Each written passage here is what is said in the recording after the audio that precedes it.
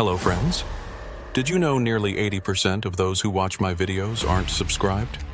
If you enjoy these stories, please hit that subscribe button and leave a like. It really helps. Thank you for being here. By the way, where are you watching from? Let me know in the comments. Abner Tolliver had been driving trucks for 23 years, and in all that time, he'd learned to read the sky like other men read newspapers. The clouds gathering over Eagle Pass that February afternoon told him everything he needed to know, and none of it was good. They were the color of old bruises, purple and black, and swollen with snow that hadn't started falling yet but would, soon enough, and when it did, it would come down hard and fast and mean.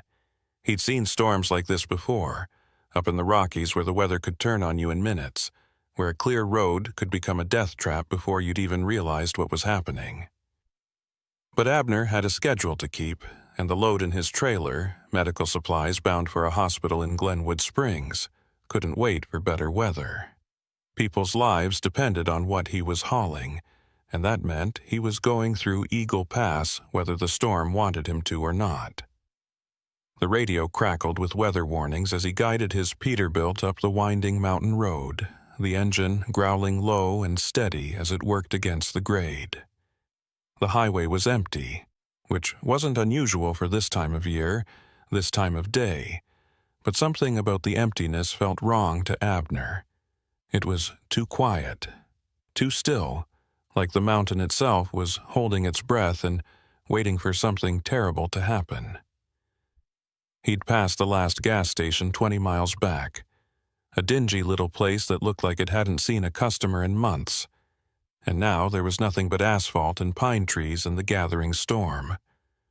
The first snowflakes started hitting his windshield around 3 in the afternoon, fat and lazy, drifting down from that bruised sky like they had all the time in the world. Abner turned on his wipers and kept driving.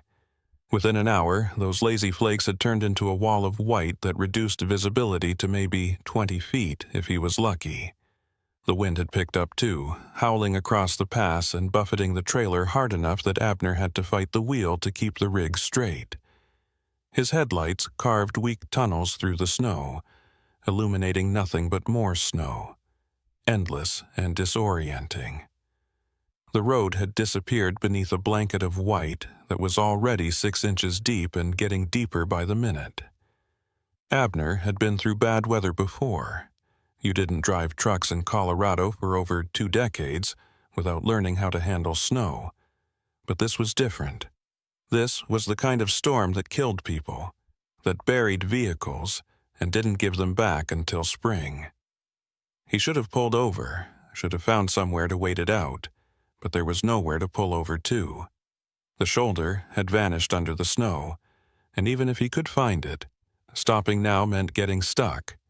And getting stuck up here in this storm meant freezing to death in his cab, while the wind screamed outside and the snow piled higher and higher.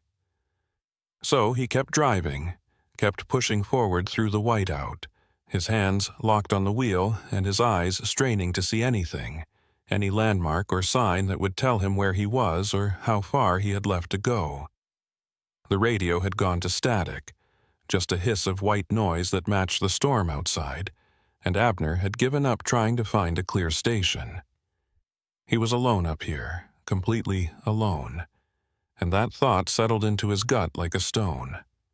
The heater in the cab was running full blast, but he could still feel the cold seeping in through the windows, could see his breath misting in the air despite the hot air blowing from the vents. The temperature outside had to be well below 0, and with the wind chill it was probably closer to -30. Nobody could survive long in weather like this. Nobody should even be out in it. That's when his engine started to sputter. The sound was soft at first, barely noticeable over the wind and the rattle of the cab, but Abner had been driving long enough to know what it meant. He felt his stomach drop as the Peterbilt lurched, the engine missing a beat, then another, then catching again, but running rough. He pressed the accelerator and got nothing, the truck slowing despite his best efforts, the engine coughing and choking like it was drowning, Abner swore under his breath and started looking for anywhere to pull off, but the storm had swallowed everything. He couldn't see the road anymore, couldn't see anything but white, and the truck was dying beneath him whether he liked it or not. The engine gave one last shudder and quit entirely. The sudden silence was deafening, broken only by the wind hammering against the cab and the tick-tick-tick of the cooling engine. Abner sat there for a moment, his hands still on the wheel, trying to process what had just happened. He turned the key and got nothing, not even the click of the starter trying to engage. The electrical system was dead, the dashboard dark, the heater silent. He tried again, pumping the accelerator like that might help, but the truck was done. Whatever had killed it, water in the fuel line maybe, or ice in the fuel filter, it wasn't coming back to life any time soon, and certainly not here, not in the middle of a blizzard with no tools and no shelter. Abner pulled his coat tighter and looked out the window at the storm. He couldn't stay in the cab. Without the engine running, without the heater, he'd freeze to death in a few hours, maybe less. He needed to find shelter, needed to find help, needed to do something other than sit here and wait to die. He remembered passing a sign a few miles back, something about a service station ahead, but he couldn't remember how far ahead it was supposed to be. A mile? 5 miles? In this storm, a mile might as well have been 100. But it was the only option he had, so he decided to walk. He bundled himself up as best he could, thermal underwear under his jeans, 2 shirts under his insulated jacket, a wool hat pulled down over his ears, gloves that were already starting to feel inadequate against the cold.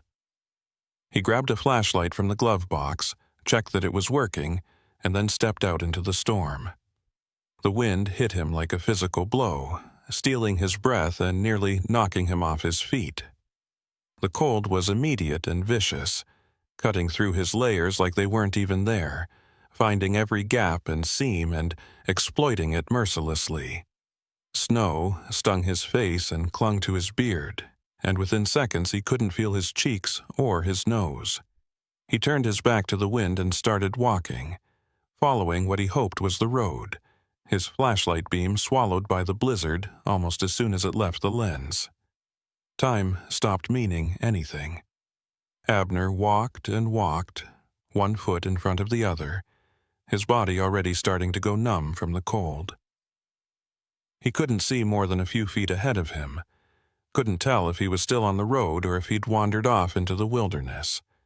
His legs felt like lead, his lungs burned from breathing the frigid air, and every part of him screamed to lie down and rest, just for a minute, just long enough to catch his breath. But he knew that if he stopped moving, if he gave in to that exhaustion, he wouldn't get back up. The storm would bury him, and that would be the end of it. So he kept walking, kept pushing forward, even though he had no idea if he was walking toward safety or deeper into danger. And then through the curtain of snow he saw lights. They were faint and wavering, barely visible through the storm, but they were there. Yellow rectangles that could only be windows, a building, shelter.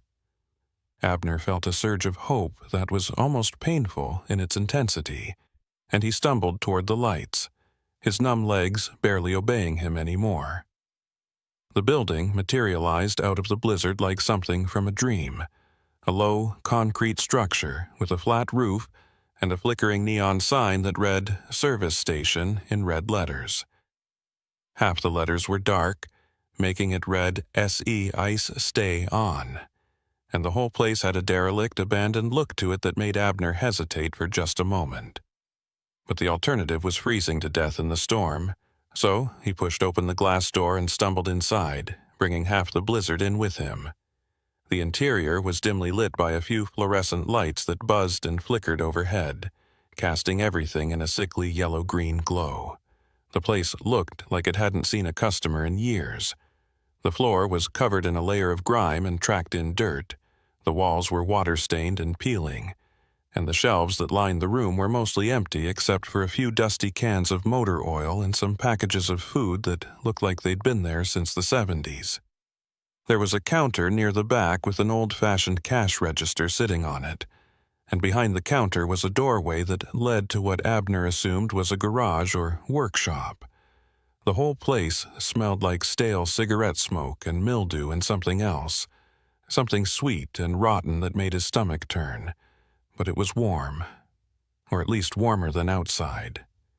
The storm was a muffled roar beyond the walls, and Abner could feel sensations starting to return to his fingers and toes, painful pinpricks that made him wince. He called out a greeting, his voice hoarse and rough, but got no response.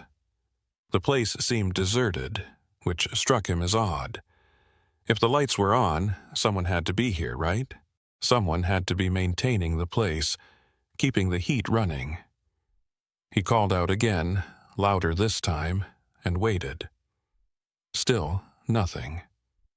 Abner moved deeper into the station, his boots leaving wet prints on the dirty floor.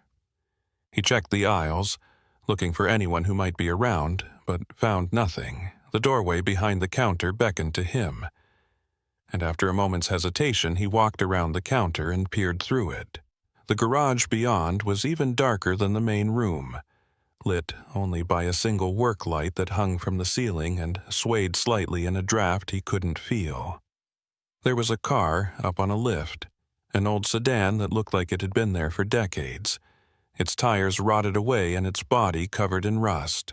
Tools were scattered on a workbench nearby, and there was a rolling tool chest against one wall, its drawers hanging open. That's when Abner saw the blood. It was on the floor near the workbench, a dark stain that had soaked into the concrete and spread out in a rough circle about 3 feet across. The stain was old, dried to a rust-brown color, but there was no mistaking what it was. Abner felt his pulse quicken as he stared at it, his mind trying to come up with innocent explanations and failing. That was too much blood to have come from a minor injury. Someone had been badly hurt here, or worse. He should leave. He should turn around and walk back out into the storm and take his chances with the cold, because whatever had happened in this garage, he didn't want any part of it. But the storm was still raging outside, and leaving meant dying. So, instead of running, Abner started looking around more carefully, trying to figure out what had happened here and whether whoever had caused that bloodstain was still around. The workbench held an assortment of tools, all of them old and grimy, and there were rags piled in one corner that were stiff with what looked like more dried blood. A clipboard hung on the wall nearby, and Abner pulled it down to examine it. The top page was a work order, dated from 3 years ago, for a brake job on a Ford pickup. The customer name was written in a cramped, almost illegible hand, J. Morrison. The order had never been completed. Below it were more work orders, all of them old, all of them incomplete, like the garage had just stopped operating one day in the middle of serving customers. Abner hung the clipboard back up and moved to the tool chest, pulling open drawers at random. Most of them contained what you'd expect: wrenches, screwdrivers, sockets, but one drawer near the bottom held something that made his blood run cold. It was full of identification cards, driver's licenses, credit cards, insurance cards, all of them jumbled together like someone had just dumped them in there without any thought to organization. Abner picked one up, a Colorado driver's license belonging to a woman named Sarah Chen, and stared at the photo. She was young, maybe 30, with a bright smile and dark hair pulled back in a ponytail. The license had expired 2 years ago. He dropped it back into the drawer and picked up another one, this time a credit card belonging to someone named Michael Dorsey, then another and another, each one belonging to a different person, each one adding to the growing sense of horror that was building in Abner's chest. These weren't just random cards that had been found or stolen. This was a collection. Someone had taken these cards from people, had kept them as trophies or reminders, and that someone had to be connected to this place. Abner's hands were shaking as he pushed the drawer shut, his mind racing. He needed to get out of here, needed to call the police, needed to do something other than stand here in this garage surrounded by evidence of God knew what crimes. But his phone had no signal. He'd checked it when he first came inside, and the storm outside was still too dangerous to risk. He was trapped here, in this place where terrible things had clearly happened, and all he could do was hope that whoever was responsible wasn't coming back. A sound from the main room made him freeze. It was soft, barely audible over the hum of the fluorescent lights and the distant roar of the storm, but it was there. Footsteps. Someone was walking across the floor of the station, their shoes scuffing against the grime-covered tiles. Abner's heart hammered in his chest as he looked around the garage for somewhere to hide, but there was nowhere to go. The room was too open, too exposed. If someone came through that doorway, they'd see him immediately. He grabbed a wrench from the workbench, hefting it in his hand, and backed up against the wall beside the doorway, where he'd be out of sight for at least a few seconds when they entered. The footsteps came closer, slow and deliberate, and Abner held his breath. He could hear his own heartbeat pounding in his ears, could feel sweat beading on his forehead despite the cold that still clung to him from his walk through the storm. The footsteps stopped just outside the doorway, and for a long moment there was nothing but silence. Then a voice called out, rough and suspicious and unmistakably male. "I know you're in there," the voice said. "Come on out where I can see you." Abner didn't move. He kept his grip on the wrench and waited, every muscle in his body tensed. The voice came again, closer now, like the speaker was standing right on the other side of the wall. "Don't make this harder than it needs to be," the voice said. "You're trespassing on private property, and I got every right to defend it. So either you come out now, or I come in there and drag you out." Abner swallowed hard and made a decision. He couldn't hide forever, and whoever this person was, they already knew he was here. Maybe they were just a caretaker, someone who looked after the place and was understandably upset about finding a stranger in their garage. Maybe there was an innocent explanation for the blood and the IDs. Maybe. But Abner didn't believe that. Not really. And his grip on the wrench didn't loosen as he stepped around the doorway and into the main room. The man standing there was short and wiry, maybe 5'6", with a gaunt face and hollow eyes that looked too large for his skull. He was wearing grease-stained coveralls and work boots, and his hands were empty, held up at chest level in what might have been a gesture of peace if his expression hadn't been so hostile. His hair was thin and gray, slicked back from his forehead, and there was a nervous energy about him that made Abner think of a rat cornered in a cage. The man's eyes flicked to the wrench in Abner's hand and then back up to his face, and a thin smile stretched across his lips. "You won't need that," the man said.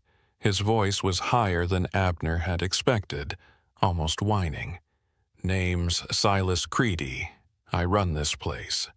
Or used to, anyway, before the state stopped sending people up this road. You got car trouble?" Abner lowered the wrench slightly but didn't put it down. "Truck trouble," he said. "Engine died about 2 miles back. I walked here through the storm." Silas nodded slowly, his eyes never leaving Abner's face. "That's a hell of a walk in this weather," he said. "You're lucky you didn't freeze. Come on inside. Warm yourself up proper. I got coffee on, and we can talk about getting your truck fixed once the storm blows over." Everything in Abner's gut told him not to trust this man, but he didn't see that he had much choice. He was still cold, still exhausted from his walk through the blizzard, and he needed shelter until the storm passed. So he nodded and followed Silas back toward the counter, keeping a careful distance between them. Silas moved behind the counter and disappeared through a door Abner hadn't noticed before, one that led to what looked like a small office or back room. Abner stood in the main room and waited, his eyes scanning the space for anything that might tell him more about this place or the man who ran it.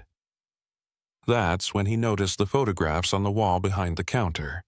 They were old, faded with age, and showed various people standing in front of the service station.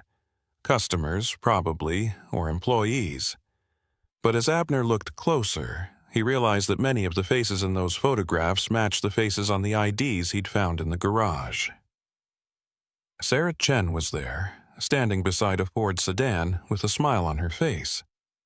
Michael Dorsey was in another photo, his arm around a woman who wasn't in any of the pictures. There were others too, dozens of them, all smiling and happy and completely unaware that they were posing for what might have been the last photographs ever taken of them. Abner felt his blood turn to ice. This wasn't a coincidence. This wasn't innocent. Silas Creedy had done something to these people, had taken their IDs and kept their pictures, and now Abner was trapped here with him, while the storm raged outside and nobody in the world knew where he was. He looked toward the door that Silas had disappeared through and made a decision. He wasn't going to wait around to find out what Silas had planned for him. He was going to leave, storm or no storm, and he was going to do it right now. He turned toward the front door and had taken exactly 3 steps when Silas emerged from the back room holding 2 mugs of coffee.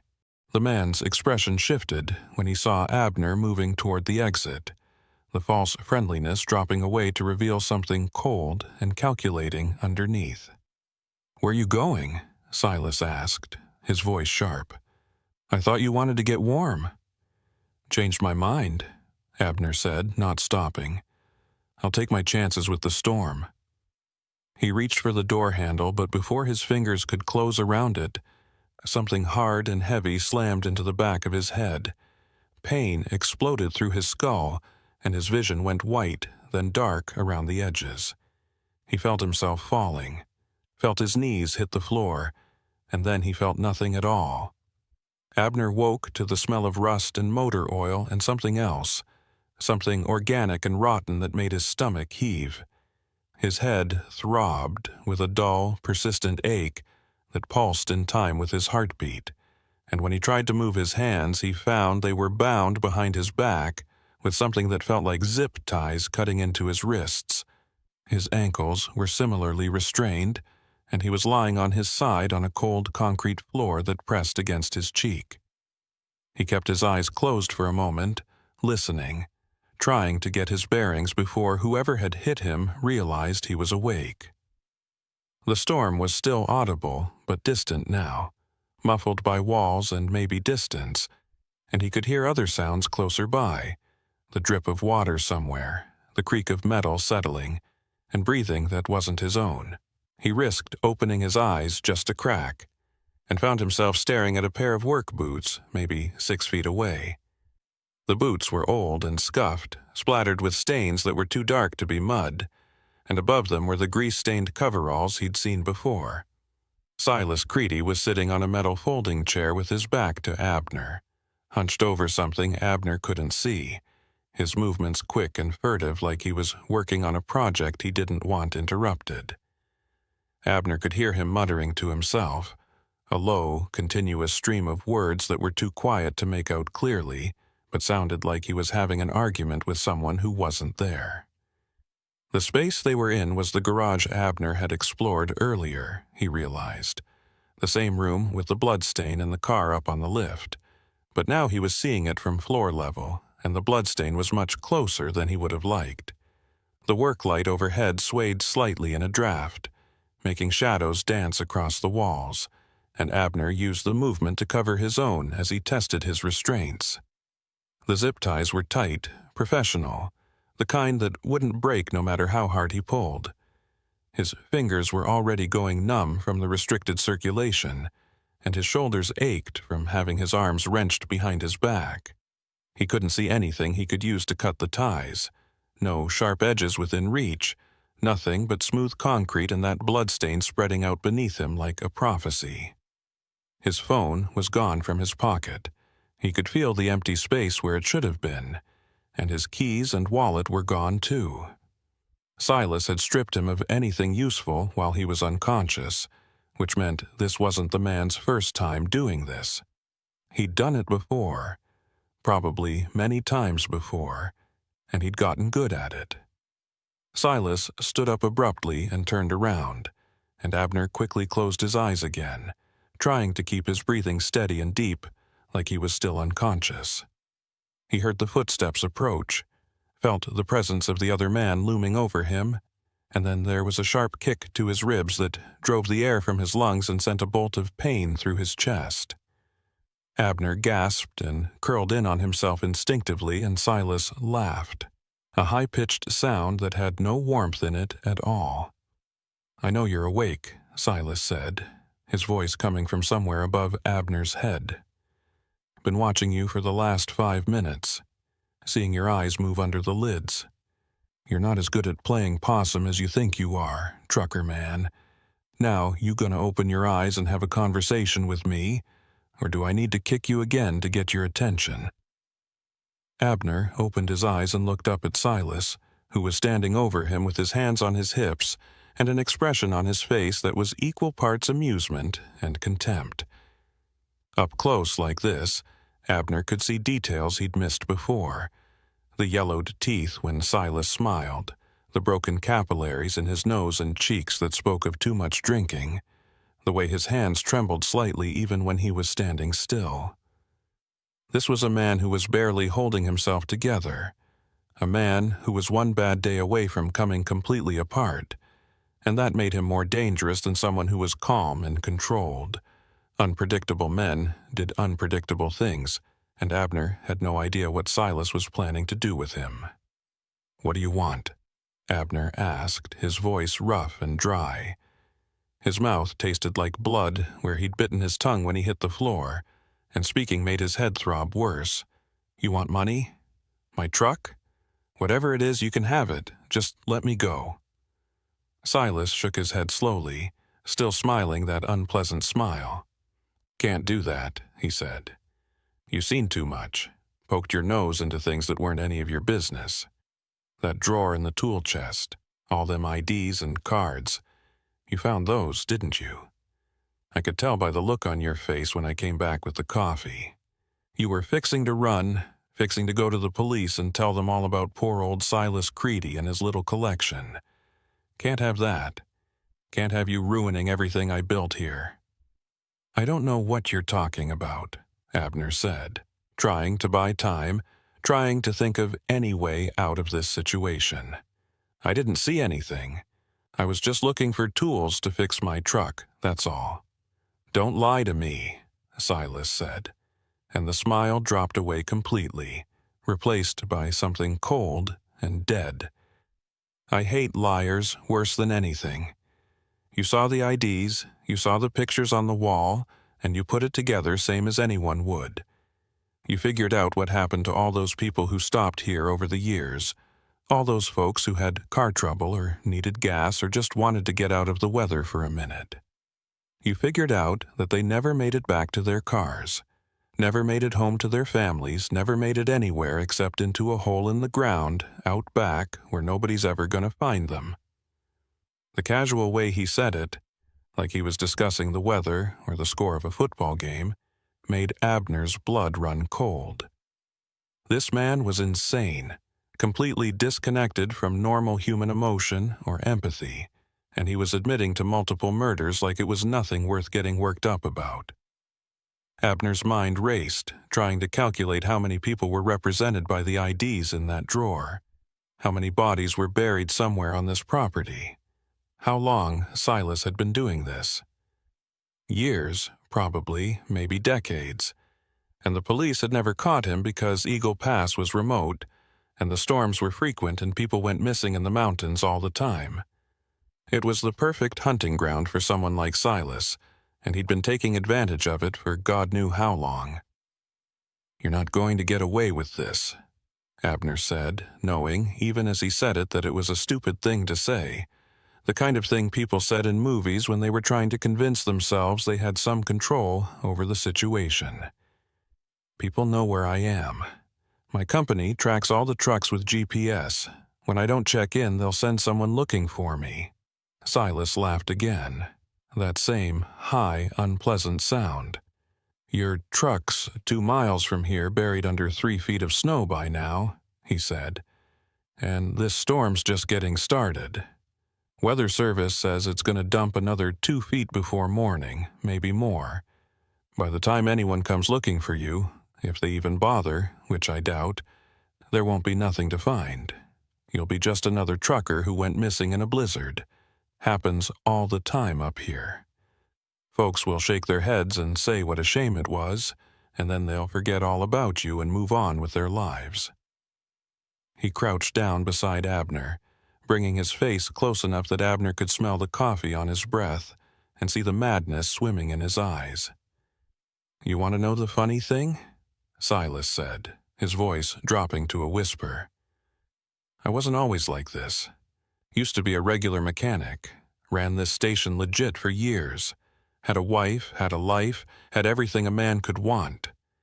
But then the highway department rerouted the interstate, moved all the traffic 10 miles west, and nobody came through here anymore. Business dried up, wife left me, and I was sitting here in this garage day after day with nothing to do and nobody to talk to. That's when the first one showed up." He paused, his eyes going distant like he was remembering something from a long time ago. "She was a college girl, car broke down right out front. Pretty thing. Reminded me of my daughter before she stopped calling. I helped her with the car, got it running again, and she thanked me and drove off. But I kept thinking about her. Kept wondering what would have happened if I'd done something different. If I'd been a different kind of person. And then the next one came along, and I decided to find out." Abner felt sick listening to this, sick and terrified and furious all at once. This man was talking about murder like it was some kind of personal journey, some kind of experiment in human nature, and he clearly felt no remorse for any of it. The worst part was that he seemed to want Abner to understand, to see things from his perspective, like they were two reasonable men having a philosophical discussion instead of a killer and his bound victim lying on a blood-soaked floor. "You're insane," Abner said, putting as much contempt into his voice as he could manage. "You're a sick, twisted bastard, and I hope you rot in hell for what you've done." Silas's expression hardened, and he stood up abruptly, his hands clenching into fists. "Insane?" he said, his voice rising. "Insane is sitting in this station for 10 years, waiting for customers who never come, watching everything you built fall apart around you while the world moves on and forgets you ever existed. Insane is working yourself to the bone your whole life and having nothing to show for it but an empty building and a mailbox full of bills you can't pay. I did what I had to do to survive, to give my life some kind of meaning, and I'm not going to apologize for it to you or anyone else." He walked over to the workbench and picked something up, and when he turned back around, Abner saw he was holding a long-handled wrench, the kind used for loosening lug nuts on heavy trucks. The metal was old and pitted with rust, and there were dark stains on the handle that Abner knew weren't rust at all. Silas hefted the wrench, testing its weight, and then started walking back toward Abner with slow, deliberate steps that echoed in the empty garage. This was it, Abner realized. This was how he was going to die, beaten to death with a wrench in a forgotten service station while a blizzard raged outside and buried any evidence of his existence. He thought about his wife back home, about his grown daughter who lived in Oregon, about all the things he'd never get to say to them or do with them. He thought about the medical supplies in his trailer that would never make it to the hospital, about the people who would suffer because he hadn't completed his delivery. And then he stopped thinking about anything except surviving the next few minutes. When Silas raised the wrench, Abner did the only thing he could do. He rolled. The wrench came down hard on the concrete where his head had been a second earlier, striking sparks and making a sound like a gunshot in the enclosed space. Abner kept rolling, his bound hands and feet making it awkward and graceless, but he managed to get some distance between himself and Silas. He fetched up against the base of the car lift and used it to push himself into a sitting position, his back against the metal frame, his eyes on Silas, who was already coming at him again with the wrench raised high. "Hold still, damn you!" Silas shouted, bringing the wrench down again. Abner twisted to the side and the wrench clanged off the lift's frame inches from his shoulder. The vibration traveled up the metal and into Abner's back, rattling his teeth, but at least the wrench hadn't connected with his skull. Silas was breathing hard now, his face flushed with exertion and rage, and he raised the wrench for another strike. But this time Abner was ready. As the wrench descended, he kicked out with both feet, catching Silas in the shin. It wasn't a hard kick. He didn't have the leverage or the strength for that with his ankles bound, but it was enough to throw off Silas's aim. The wrench glanced off Abner's shoulder instead of his head, sending a jolt of pain down his arm, but nothing worse. Silas stumbled backward, cursing, and Abner used the momentary reprieve to look around desperately for anything he could use to defend himself or cut his restraints. The garage was full of tools and equipment, but all of it was too far away to reach, and even if he could reach it, he wasn't sure what good it would do him with his hands tied behind his back. His eyes landed on the bloodstain again, that dark circle on the concrete that marked where someone else had died, and something inside him snapped. He wasn't going to die here. He wasn't going to become another trophy in Silas's collection, another face on the wall, another set of IDs in a drawer. He was going to fight, going to survive, and if that meant he had to get creative, then that's what he'd do. Silas had recovered and was advancing again, more cautious this time, keeping the wrench at the ready but not rushing in blindly like before. "You're just making this harder on yourself," he said, his voice strained. "I was going to make it quick, one hit and you wouldn't feel nothing. But now I'm thinking maybe I'll take my time, make you suffer for all the trouble you're causing me. How's that sound, trucker man? Want to find out how long a man can stay conscious while I work on him with this wrench?" Abner didn't answer. He was too busy watching Silas's feet, waiting for the right moment. When Silas took another step forward, Abner pushed off from the lift with his back and threw himself forward, head first, aiming for Silas's knees. It was a desperate move, stupid and reckless, but it was all he had. His shoulder connected with Silas's legs, and he felt the smaller man start to topple. They went down together in a tangle of limbs, Abner's weight driving Silas backward, and the wrench went clattering across the concrete floor out of reach. For a moment they just lay there, both of them trying to catch their breath. And then Silas started hitting Abner with his fists, wild punches that caught him in the ribs and the back and the side of his head. Abner couldn't defend himself with his hands tied, couldn't do anything but try to roll away and protect his head as best he could. One of Silas's punches caught him in the temple, and his vision exploded into stars, and he knew if he didn't do something right now he was going to lose this fight.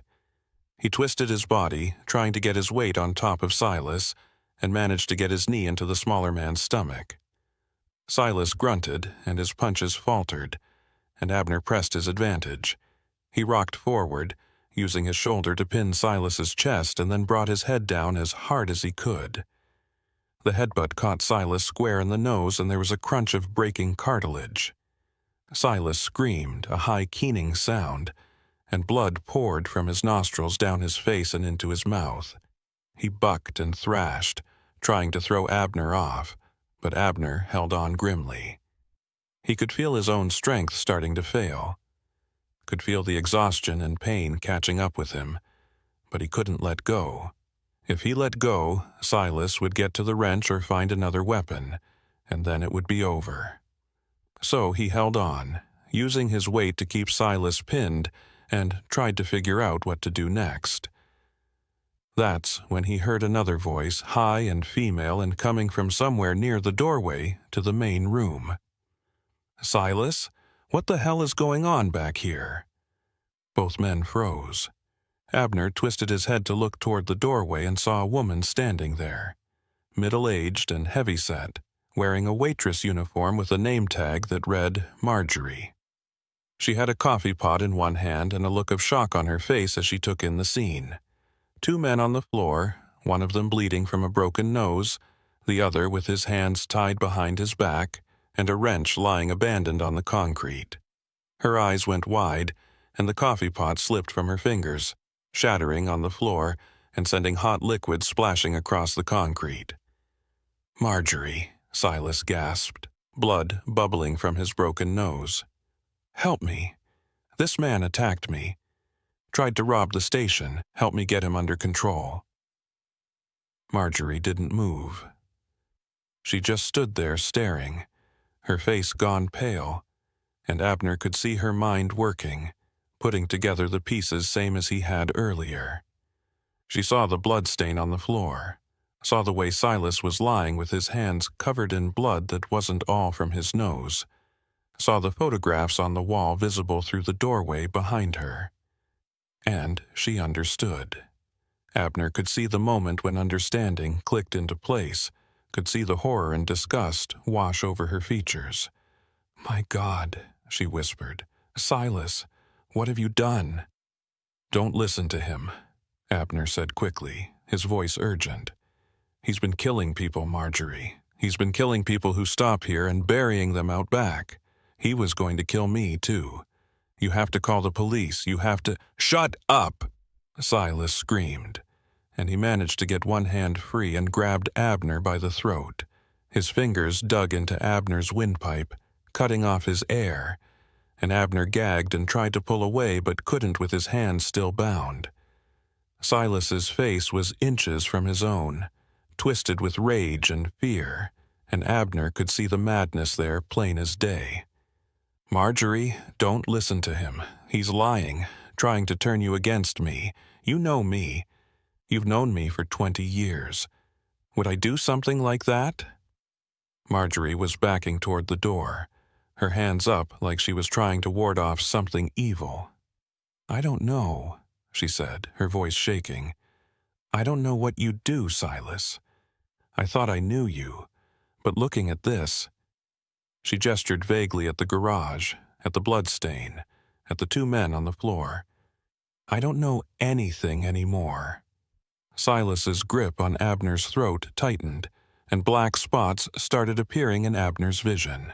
He could feel himself starting to lose consciousness, could feel his body going limp, and he knew he had maybe seconds left before it was too late. He did the only thing he could think of and brought his knee up hard between Silas's legs. The effect was immediate. Silas's grip loosened, and he fell away with a strangled cry, curling into a ball on the concrete. Abner rolled away gasping and coughing, trying to get air back into his lungs, and looked up at Marjorie, who was still standing in the doorway frozen.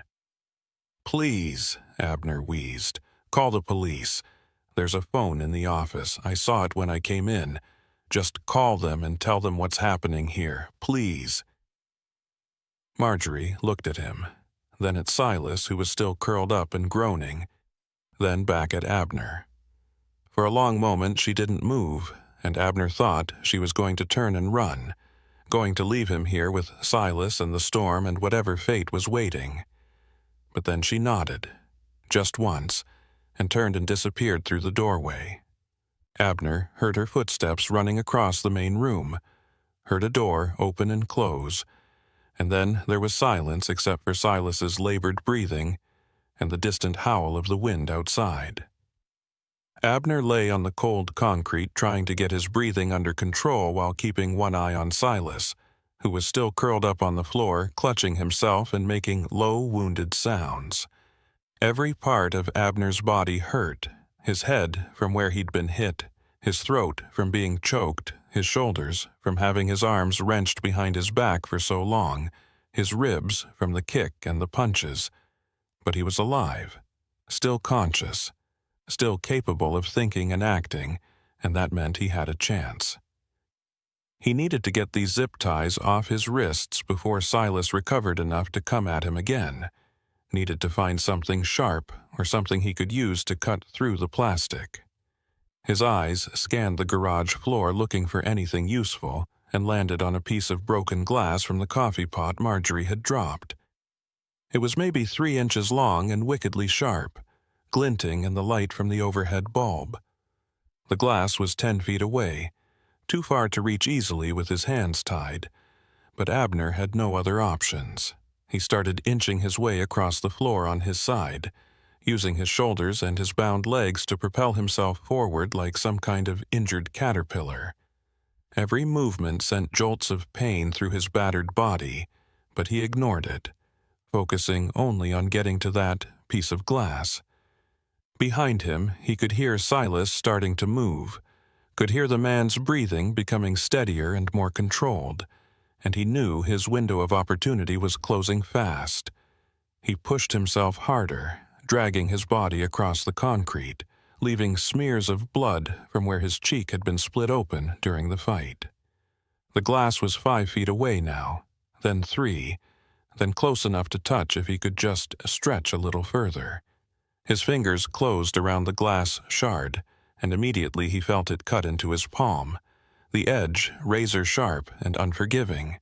He didn't care about the pain, didn't care about the blood running down his wrist and soaking into the sleeve of his jacket. He twisted his hands as much as the zip ties would allow and started sawing at the plastic with the glass, working blind, having to go by feel alone. The plastic was thick and industrial grade, and it resisted his efforts. But Abner kept sawing, kept working at it, his movements becoming more frantic as he heard Silas getting to his feet behind him. The zip ties started to fray, individual strands of plastic separating under the constant pressure of the glass, and Abner redoubled his efforts even though his hand was slick with blood and the glass kept trying to slip from his grip. "You think you're clever, don't you?" Silas's voice came from somewhere behind him, thick and nasal from his broken nose. "Think you can get loose and overpower me? Maybe make it out of here alive? But you're not going nowhere, trucker man. This garage is where you die, same as all the others. Same as every damn fool who ever thought they could get away from me." Abner didn't waste breath responding. He kept sawing at the zip tie, feeling it give way strand by strand, feeling the pressure on his wrists starting to loosen. He could hear Silas moving closer, could hear the man's boots scraping across the concrete, and he knew he had maybe seconds before Silas was on him again. The last strand of plastic separated, and suddenly his hands were free. The sensation of blood rushing back into his fingers almost painful in its intensity. He rolled onto his back and brought his hands around in front of him just as Silas came into view, and what he saw made his blood run cold. Silas had found the wrench. He was holding it in both hands like a baseball bat, his face a mask of blood and fury, and he was bringing it down in a vicious arc aimed directly at Abner's skull. Abner threw his hands up instinctively and the wrench connected with his forearms instead of his head, and he felt something crack in his left wrist. The pain was immediate and intense, shooting up his arm like electricity, but it was better than having his skull caved in. Silas raised the wrench for another strike and Abner kicked out with his bound legs, catching Silas in the knee. The man stumbled but didn't go down, and the wrench came down again, this time glancing off Abner's shoulder and striking the concrete beside his head hard enough to send chips of stone flying. Abner grabbed the wrench with his good hand before Silas could raise it again, his fingers closing around the cold metal, and suddenly they were locked in a struggle for control of the weapon. Silas was smaller than Abner, but he had leverage and position on his side, and he was fighting with the desperate strength of a man who knew this was his last chance. Abner's injured wrist was useless, hanging limp at his side, and his legs were still bound, which meant he couldn't get the footing he needed to really contest the wrench. He could feel his grip starting to slip, could feel Silas starting to wrench the tool away from him, and he knew if he lost control of it he was dead. So he did the only thing he could think of and pulled instead of pushed, yanking the wrench toward himself as hard as he could. The sudden change in direction caught Silas off guard, and he stumbled forward, falling on top of Abner, and the two men went down in a heap with the wrench trapped between them. Abner felt the metal pressing into his chest, felt Silas's weight on top of him driving the air from his lungs, and he struggled to get out from under the smaller man. They rolled across the floor, grappling and clawing at each other, both of them trying to gain the upper hand. Abner managed to get his good hand around Silas's throat and squeezed, feeling the windpipe compress under his fingers. But Silas brought his knee up into Abner's stomach and the trucker had to let go as he gasped for air.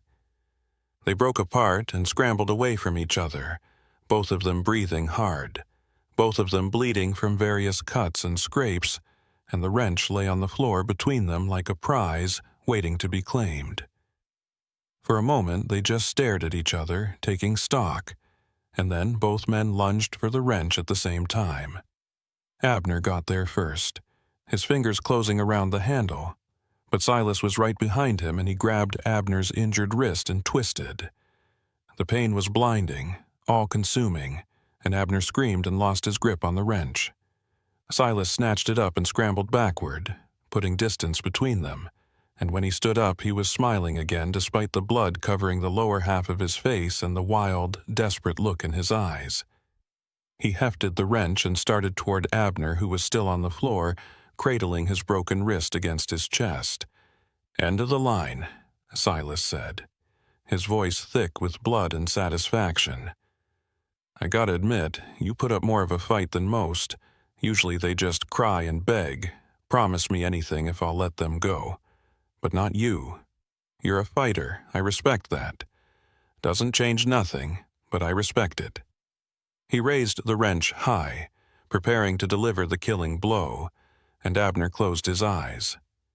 This was it. After everything he'd survived, the blizzard, the fight, the choking, this was how it ended.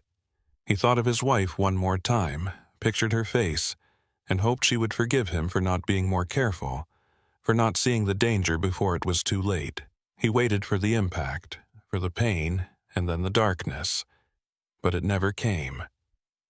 Instead, he heard a sound like a melon being struck with a hammer, a wet thud that was somehow both soft and violent at the same time.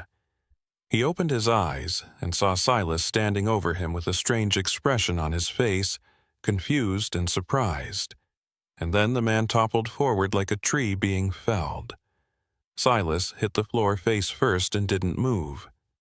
Behind him stood Marjorie, holding what looked like a length of iron pipe in both hands, her face pale and shocked and splattered with blood that wasn't her own.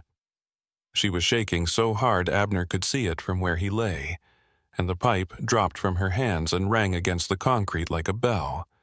She stared down at Silas's unmoving form and then up at Abner, and her mouth worked, but no sound came out at first. When she finally managed to speak, her voice was barely a whisper. "Is he dead?" she asked. "Oh God, is he dead? I didn't mean to. I just saw him about to. I couldn't let him." "I don't know," Abner said, his own voice rough and strained. He pushed himself up to a sitting position with his good hand and looked at Silas.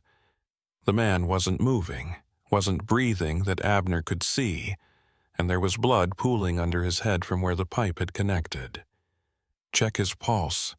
Press your fingers against his neck and see if you feel anything." Marjorie shook her head violently, backing away from Silas's body. "I can't," she said. "I can't touch him. What if he wakes up? What if he—" "He's not waking up," Abner said, more harshly than he intended. "And even if he is alive, he's not going to be hurting anyone for a while. Did you call the police? Are they coming?" Marjorie nodded, still staring at Silas. "I called from the office phone, told them there was a fight, someone was hurt, they needed to send help right away. But the dispatcher said with the storm it might be hours before they can get anyone up here. The roads are completely impassable, everything's shut down. We're on our own until the weather clears." Hours. Abner felt his heart sink. Hours meant sitting here in this garage with Silas's body or near body, waiting and hoping the man didn't wake up and come at them again, hoping he didn't bleed out from his injuries, hoping the police actually showed up before something else went wrong. He looked down at his bound ankles and then at Marjorie. "Can you untie my legs?" he asked. "There should be something in the toolbox we can use to cut the zip tie." Marjorie blinked and seemed to come back to herself. She nodded and moved to the workbench, rifling through drawers until she found a pair of wire cutters. She knelt beside Abner and carefully cut through the zip tie around his ankles, and he felt the circulation start to return to his feet in a painful rush of pins and needles. He tried to stand, and immediately his legs buckled, too numb and weak to support his weight, and he had to grab onto the car lift to keep from falling. Marjorie steadied him with one hand on his arm, and together they managed to get him upright and leaning against the lift's frame. "Thank you," Abner said, looking at her directly for the first time since she'd hit Silas. "You saved my life. If you hadn't come back when you did, if you hadn't—" "Don't," Marjorie said, cutting him off. She was crying now, tears running down her face and dripping off her chin. "Don't thank me. I should have known. All these years I've been coming here, bringing Silas coffee and sandwiches from the diner, talking to him about nothing important, and I never knew what he was doing. Never suspected. What kind of person does that make me?" "The kind who couldn't have known," Abner said firmly. "People like Silas, they're good at hiding what they are. They seem normal, seem safe, right up until the moment they're not. You couldn't have seen it. Nobody could have." But even as he said it, he wondered if that was true. Had there been signs? Had there been things Marjorie or others had noticed over the years and dismissed or explained away? The isolated location, the empty station, the way Silas always seemed to be here alone with no family and no friends. Maybe those weren't signs of anything sinister. Or maybe they were and everyone had just been too polite or too busy to look closer. Abner supposed it didn't matter now. What mattered was that Silas was stopped, that the killing was over, that the families of all those people in the photographs might finally get some answers about what happened to their loved ones. He looked around the garage, really seeing it for the first time now that he wasn't fighting for his life. There was so much evidence here, so many traces of Silas's crimes if you knew where to look. The blood stain on the floor was just the most obvious. There were others, smaller stains that had been scrubbed but not completely removed, dark spots on the walls and the underside of the workbench. There were tools with suspicious stains, rags that were stiff with old blood, a drain in the floor that probably led to a septic system or a pit where Silas had disposed of evidence. And then there was the drawer full of IDs, the photographs on the wall, the stories those items told about lives cut short and families left wondering. The police were going to have a field day with this place, and Abner hoped they were thorough enough to find everything, to piece together exactly how many people had died here and who they were. "We should get out of this garage," Marjorie said suddenly, her voice shaky but stronger than before. "Go wait in the main room where it's warmer. I don't want to be back here with him." Abner nodded. He didn't want to be here either, didn't want to spend another second in this place where so many people had died, but he needed to make sure Silas wasn't going to get up and come after them again. He hobbled over to where Silas lay and, using his good hand, pressed 2 fingers against the man's neck just below the jaw. He felt around for several seconds, searching for a pulse, and found one, weak and thready but definitely there. Silas was alive, unconscious but alive, and that meant they needed to be careful. Abner looked around for something they could use to restrain him and spotted a coil of rope hanging on the wall. He pointed to it and Marjorie retrieved it, her hands still shaking, and together they managed to bind Silas's hands and feet, making the knots as tight as they could manage. It wasn't perfect. Abner's injured wrist made it hard to work, and Marjorie had never tied anyone up before. But it would have to do. They left Silas lying on the garage floor and made their way into the main room of the station. The lights were still buzzing overhead, and the storm was still howling outside, visible through the windows as a solid wall of white that showed no signs of letting up. Marjorie went behind the counter and started making fresh coffee, probably more for something to do with her hands than because either of them wanted any, and Abner sank down into a plastic chair near the front windows. His entire body felt like one giant bruise, and his broken wrist was swelling up and starting to turn purple. He needed medical attention, needed to have the wrist set and splinted properly, needed to be checked for internal injuries and concussion. But all of that would have to wait until the police arrived and the storm passed and the roads were clear enough to get an ambulance up here. He looked at the photographs on the wall again, seeing them differently now that he knew what they represented.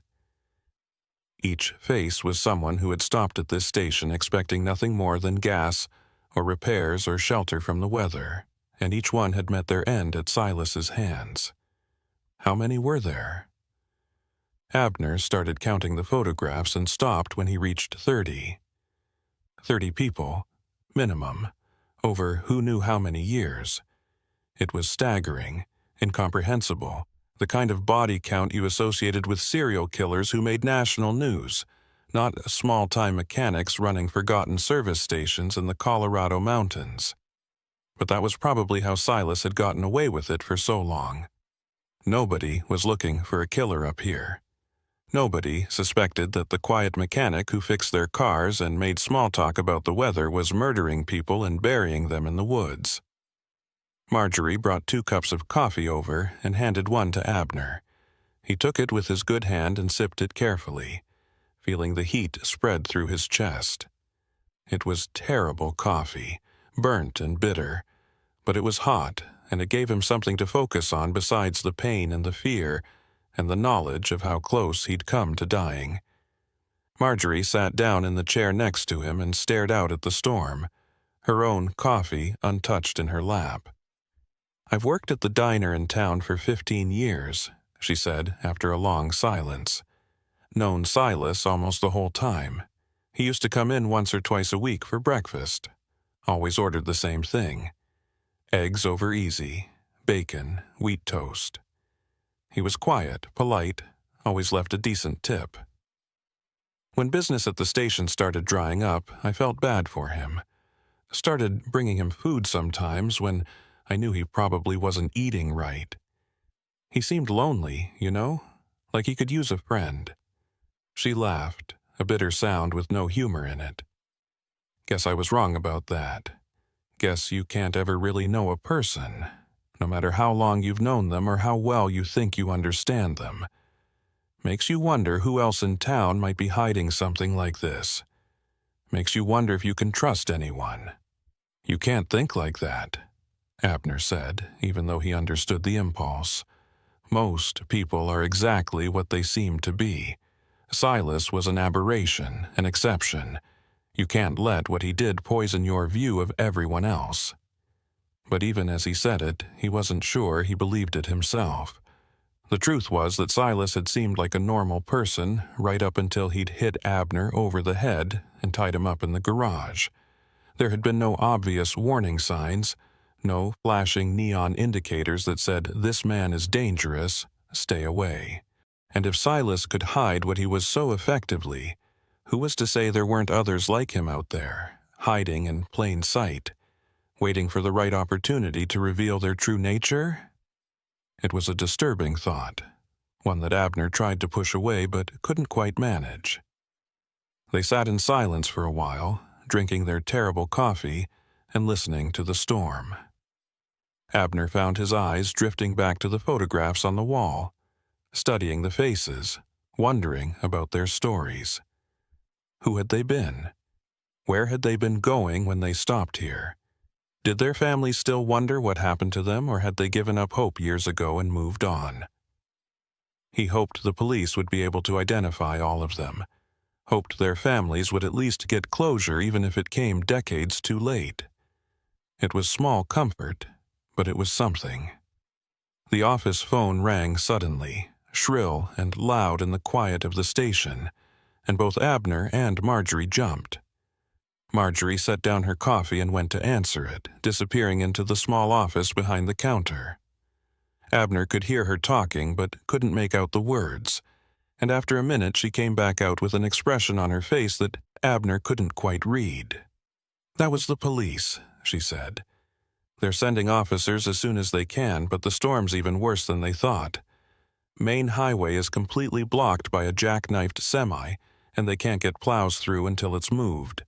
They're saying it might be dawn before anyone can reach us. They want us to stay put, stay safe, and call them immediately if anything changes." Dawn. That was hours away still.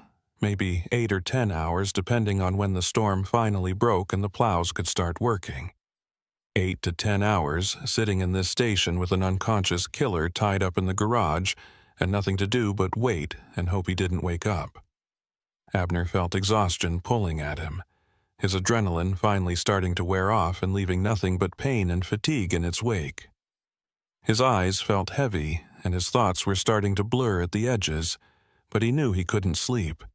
Someone needed to stay awake and keep watch, needed to make sure Silas stayed restrained and unconscious, needed to be ready to call for help if something went wrong.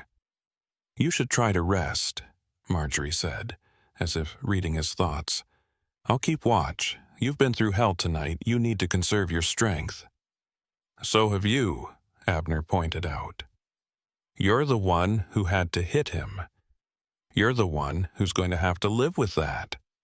"I'll live with it just fine," Marjorie said, and there was steel in her voice now. The same steel that had let her come back into the garage when she could have run, that had let her pick up a pipe and swing it at another human being's head. "He was going to kill you. Would have killed me too, eventually, once I knew what he'd done. I did what I had to do, and I'd do it again if I had to. Now stop arguing with me and close your eyes for a few minutes. I'll wake you if anything happens." Abner wanted to protest further, but he was too tired to put up much of a fight. He leaned back in the uncomfortable plastic chair and let his eyes drift shut. Just for a moment. Just to rest them. The storm continued its assault on the building outside, and somewhere in the back of his consciousness he was aware of Marjorie moving around the station, checking doors and windows, making sure everything was secure. He heard her footsteps retreat toward the office, and then there was nothing but the wind and his own breathing and the darkness behind his eyelids pulling him down into sleep. Abner woke to the sound of something scraping across concrete, a slow, deliberate sound that didn't belong in the empty quiet of the station. For a moment he couldn't remember where he was, or why every part of his body hurt, and then it all came rushing back. The storm, the garage, Silas, and the wrench and Marjorie with her pipe. He opened his eyes and found himself still in the plastic chair near the windows, the storm still visible outside, though maybe not quite as violent as it had been before. The sky beyond the snow was starting to lighten, suggesting dawn wasn't far off, and he realized he'd been asleep for hours. The scraping sound came again, and Abner's head snapped toward the doorway that led to the garage, his heart suddenly pounding in his chest. He pushed himself up from the chair, biting back a groan as his injured wrist protested the movement, and looked around for Marjorie. She was slumped over the counter with her head on her arms, asleep, the coffee pot beside her cold and empty. She'd tried to stay awake and keep watch, but exhaustion had claimed her just like it had claimed Abner, and now they were both vulnerable if Silas had somehow gotten free of his restraints. The scraping sound came a third time, louder now, definitely coming from the garage, and Abner knew he had to check it, even though every instinct screamed at him to grab Marjorie and run out into the storm. He couldn't run, not with his injuries, not with the weather still deadly outside, and he couldn't leave without knowing what was happening back there. He moved as quietly as he could toward the doorway, his boots making soft sounds on the gritty floor, and peered around the frame into the garage. What he saw made his blood turn to ice. Silas was awake and moving, dragging himself across the concrete floor with his bound hands and feet, leaving a trail of blood behind him from where his head wound had opened up again. He was making for the workbench, for the tools scattered across its surface, and Abner realized with a sick certainty that the man was going to try to cut himself free. If he managed that, if he got loose before the police arrived, then everything that had happened tonight would have been for nothing. Silas would come after them again, and this time he might succeed. Abner stepped into the garage and Silas's head came up, his eyes focusing on the trucker with an expression that was equal parts hatred and pain. His face was a mess, his nose clearly broken and bent at an unnatural angle, his lips split and swollen, dried blood caked across his cheeks and chin. But his eyes were alert and aware, burning with a rage that hadn't been diminished by unconsciousness or injury. He opened his mouth and tried to speak, but all that came out was a wet, gurgling sound. And then he coughed and spat blood onto the concrete. He tried again, and this time managed to form words, though they were slurred and barely intelligible. "Should have killed you when I had the chance," Silas rasped, his voice thick and ruined. "Should have bashed your skull in the second you walked through that door, instead of playing with you. That's always been my problem, you know. I like to talk, like to see the fear in their eyes when they realize what's happening. But you're different. You fought back. Nobody ever fights back?" Abner didn't respond. He was scanning the garage for something he could use as a weapon, something to defend himself if Silas somehow managed to get free.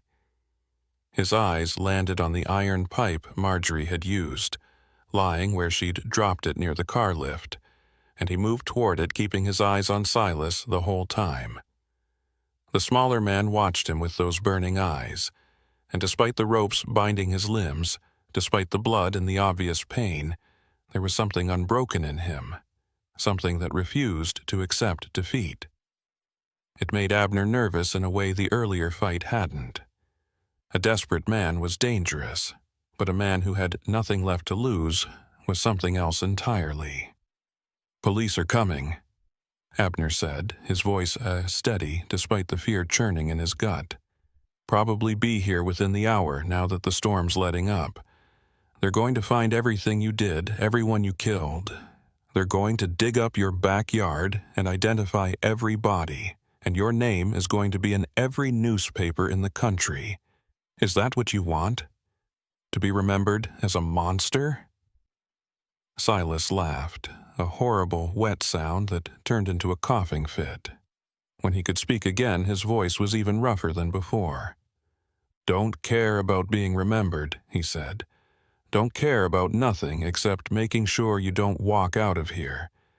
You think you won something, trucker man.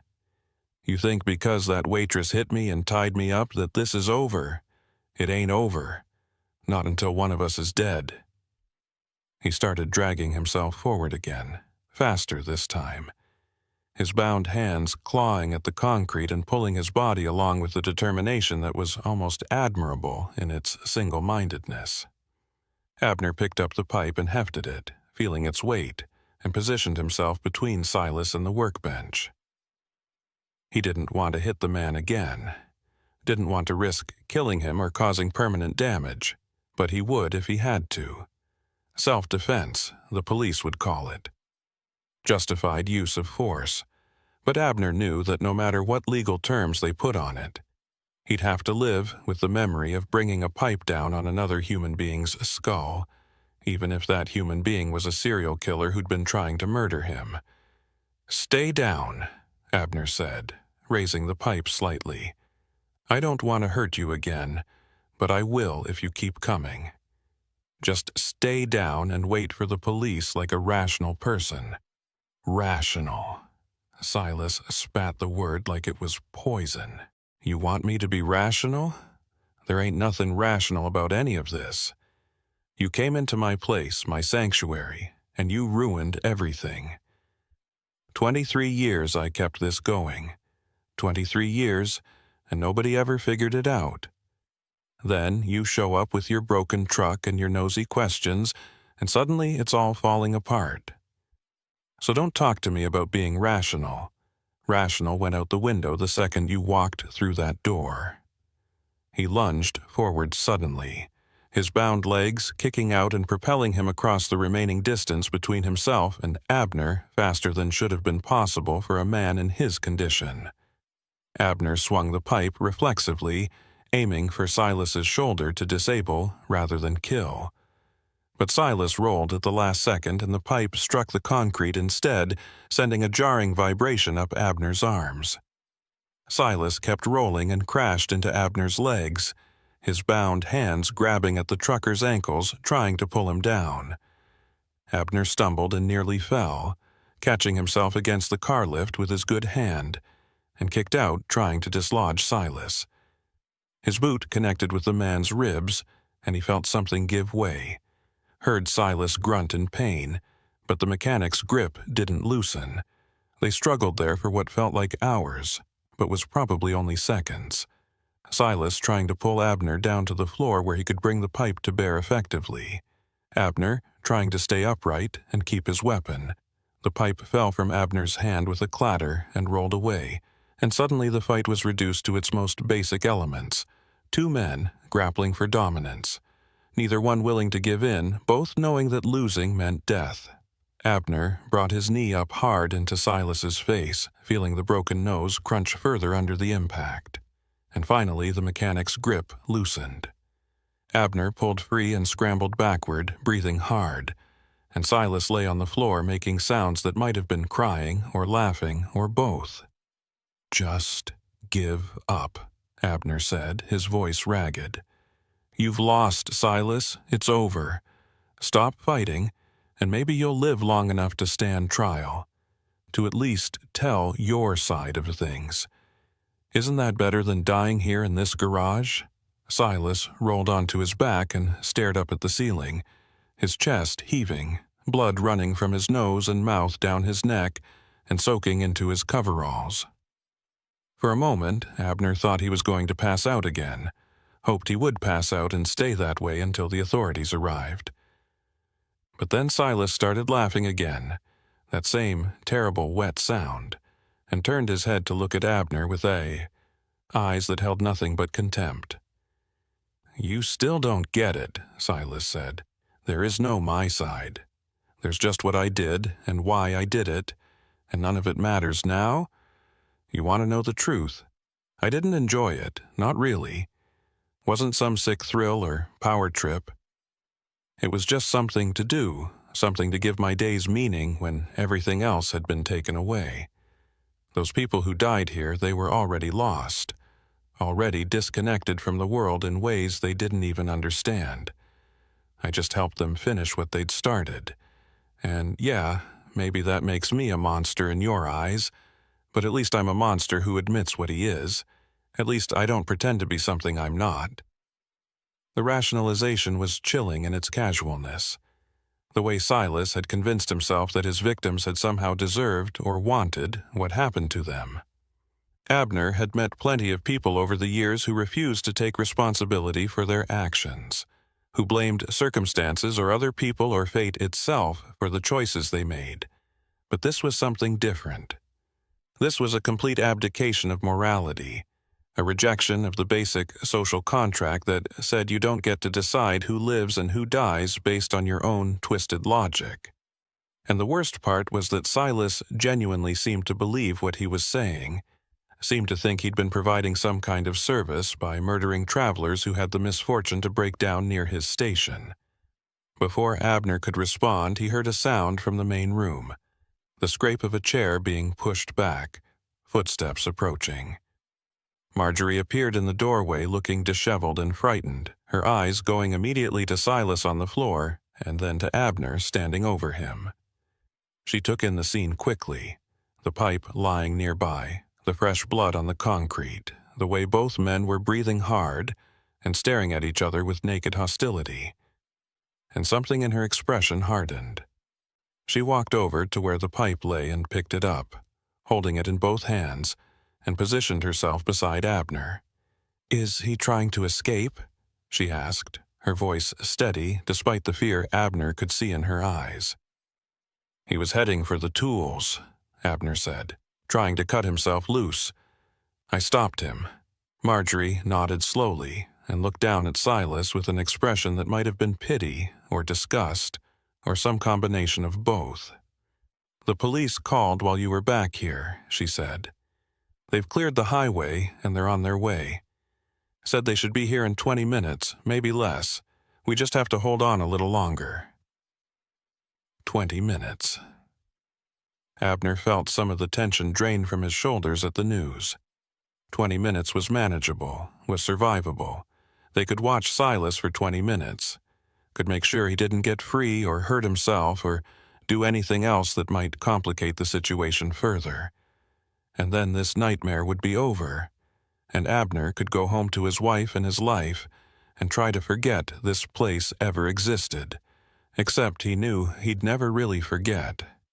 Knew that the memory of this night would stay with him forever. The photographs on the wall, the bloodstain on the floor, the look in Silas's eyes as he talked about killing people like it was no more significant than changing oil in a car. Silas was staring at Marjorie now, his expression unreadable. You know I never would have hurt you, right, Marjorie? He said, his voice softer than before, almost pleading.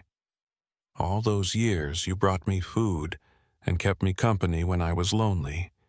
You were a friend to me, a real friend.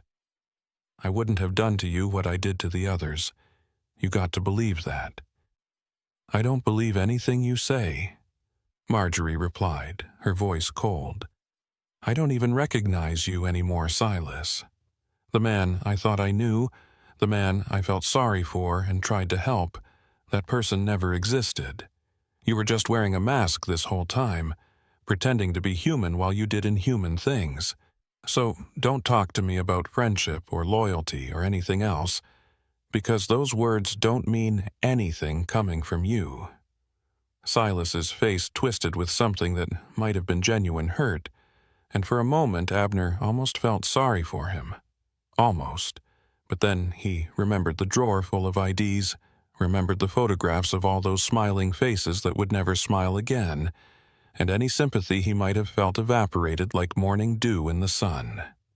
Silas had made his choices, had lived his life according to his own twisted code, and now he was going to pay the price for it.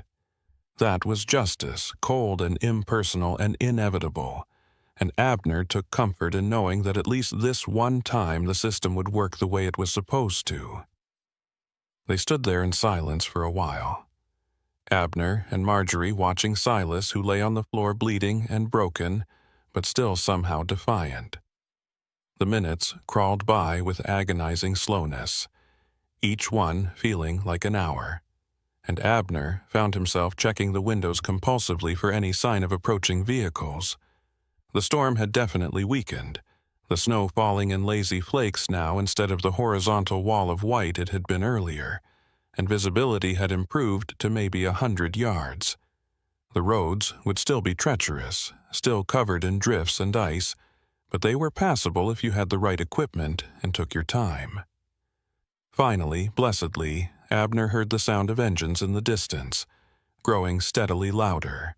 He moved to the window and saw a convoy of vehicles approaching. 2 police cruisers leading the way, followed by an ambulance and what looked like a crime scene investigation van. Help had arrived. The nightmare was really ending. He felt his knees go weak with relief and had to lean against the window frame to keep from collapsing. Marjorie came up beside him and put a hand on his shoulder, and he could feel her trembling, or maybe that was his own body shaking. He couldn't tell anymore. They watched as the vehicles pulled into the parking lot and uniformed officers piled out, moving with practiced efficiency toward the station entrance. The next hour passed in a blur of activity that Abner struggled to follow through the haze of exhaustion and pain. The officers secured Silas and loaded him into the ambulance after the paramedics had checked his injuries and declared him stable enough to transport. They took statements from both Abner and Marjorie, asking the same questions multiple times in slightly different ways, trying to piece together exactly what had happened. They photographed everything, The garage, the bloodstains, the tool chest with its drawer full of IDs, the photographs on the wall. They brought in a cadaver dog that immediately alerted in several places in the woods behind the station, and Abner watched through the window as officers marked locations with bright orange flags that stood out stark against the white snow. A paramedic examined Abner's injuries and informed him that his wrist was definitely broken and probably needed surgery to set properly. They splinted it temporarily and gave him something for the pain, and suddenly the world took on a distant, dreamy quality that made everything seem less real and less immediate. He answered more questions from detectives who arrived in unmarked cars, telling them about finding the IDs and the photographs, about Silas's confession, about everything that had happened in the garage. He told them about the medical supplies in his trailer and gave them the contact information for the hospital that was expecting the delivery, and they assured him they'd make sure the supplies got where they needed to go. By the time they were done with him, the sun was fully up and the storm had passed completely, leaving behind a landscape of pristine white snow that sparkled in the morning light. It would have been beautiful if Abner hadn't known what was buried beneath that snow, how many lives had ended in this isolated place that looked so peaceful and innocent. The detectives told him he was free to go, but that they'd need him to come back in a few days to sign his official statement and possibly testify before a grand jury. They arranged for a tow truck to retrieve his Peterbilt and a rental car to get him home, and Abner found himself sitting in the driver's seat of an unfamiliar vehicle with no clear memory of how he'd gotten there. Marjorie knocked on his window before he could drive away, and he rolled it down to talk to her. She looked as exhausted as he felt, her face pale and drawn, her eyes red-rimmed from crying or lack of sleep or both. But there was something else there, too, something harder and more resilient, like she'd discovered reserves of strength she hadn't known she possessed. "You going to be okay?" she asked, and Abner noticed she was asking him instead of the other way around, which seemed backward given what she'd been through. "I think so," he said, though he wasn't entirely sure that was true. "You?" "I don't know yet," she admitted. "I keep thinking about all the times I was here, all the conversations I had with him, wondering if I could have done something different, said something that might have made him stop or at least made him get help. But I guess that's not how it works, is it? You can't save someone who doesn't want to be saved, can't make someone be good if they've decided they want to be evil." "He made his choices," Abner said firmly. "Whatever he did, whatever he was, that's on him, not you. You need to remember that when the guilt tries to creep in, and it will try. You did everything right. You called the police, you came back when you could have run, you stopped him when he was going to kill me. You're a hero, Marjorie. Don't let anyone tell you different." She smiled at that, a small, tired smile that didn't quite reach her eyes, and patted his arm through the open window. "Drive safe," she said, "and maybe stay off mountain passes for a while, at least until the memories aren't so fresh." Abner promised he would, and then rolled up the window and put the rental car in gear. He drove slowly out of the parking lot, taking one last look at the service station in his rearview mirror. The place looked innocuous in the morning light, just another rundown building on a lonely stretch of mountain road, giving no hint of the horrors that had occurred within its walls. He wondered what would happen to it now, whether it would be torn down or preserved as some kind of morbid tourist attraction, whether people would drive miles out of their way to see where Silas Creedy had killed all those people. He hoped they'd tear it down, erase it from existence, let the mountain reclaim the land and cover over the scars. The drive home took longer than it should have because Abner kept having to pull over, his hands shaking too badly to maintain a steady grip on the wheel, his vision blurring with tears he couldn't quite explain. He'd survived, had come through an encounter with a serial killer and lived to tell about it. But somehow that victory felt hollow. He kept thinking about all the people who hadn't survived, who'd stopped at that station on some random day, thinking they were safe, and had never been seen again. He thought about their families, about the years they'd spent wondering and hoping and gradually accepting that their loved ones were gone. And he thought about how close he'd come to joining that number, to becoming just another face on Silas's wall. When he finally made it home, 3 hours late and looking like he'd been through a war, his wife took one look at him and burst into tears. She'd been calling his cell phone all night, had been frantic when he didn't answer, had been about to call the police to report him missing when he'd finally walked through the door. He held her with his good arm and let her cry, not trusting himself to speak, and tried to figure out how he was going to explain what had happened without terrifying her further. In the end, he just told her the bare facts. His truck had broken down, he'd walked to a service station. The owner had turned out to be dangerous. The police had arrived and arrested him. He left out the details about being tied up and beaten, about the drawer full of IDs and the photographs of the dead, about how close he'd come to being murdered in that garage. She'd learn about it eventually, he knew, when the news broke and Silas's crimes became public knowledge. But for now, for today, he just wanted to be home and safe and alive. Over the next few weeks, Abner followed the news coverage of the case with a mixture of fascination and horror. The police had found 37 bodies buried on Silas's property, some of them dating back more than 20 years. They'd identified most of them through dental records and DNA, had contacted the families, had held press conferences where they talked about the scope of the crimes and the investigation that was still ongoing. Silas had been charged with multiple counts of murder and was being held without bail while he awaited trial. His lawyer had already indicated they would be pursuing an insanity defense, claiming Silas was mentally ill and not responsible for his actions, but the prosecutor was confident they could prove premeditation and get a conviction. Abner testified before the grand jury like he'd been asked to, spending 2 hours going over every detail of that night in the station. The prosecutor seemed satisfied with his testimony and told him he'd probably be called as a witness at trial when it eventually happened, which could be months or even years from now given how complex the case was. Abner said he'd be there, that he owed it to the victims to help make sure Silas was held accountable, even though the thought of having to see the man again made his stomach turn. He'd been having nightmares about that night, waking up in a cold sweat with the feeling of hands around his throat, or the sound of that wrench striking concrete echoing in his ears. His doctor had prescribed medication to help him sleep and recommended therapy to deal with the trauma, and Abner had reluctantly agreed to try it. His trucking company had been incredibly understanding about the whole situation, had given him paid leave to recover from his injuries and deal with the psychological aftermath.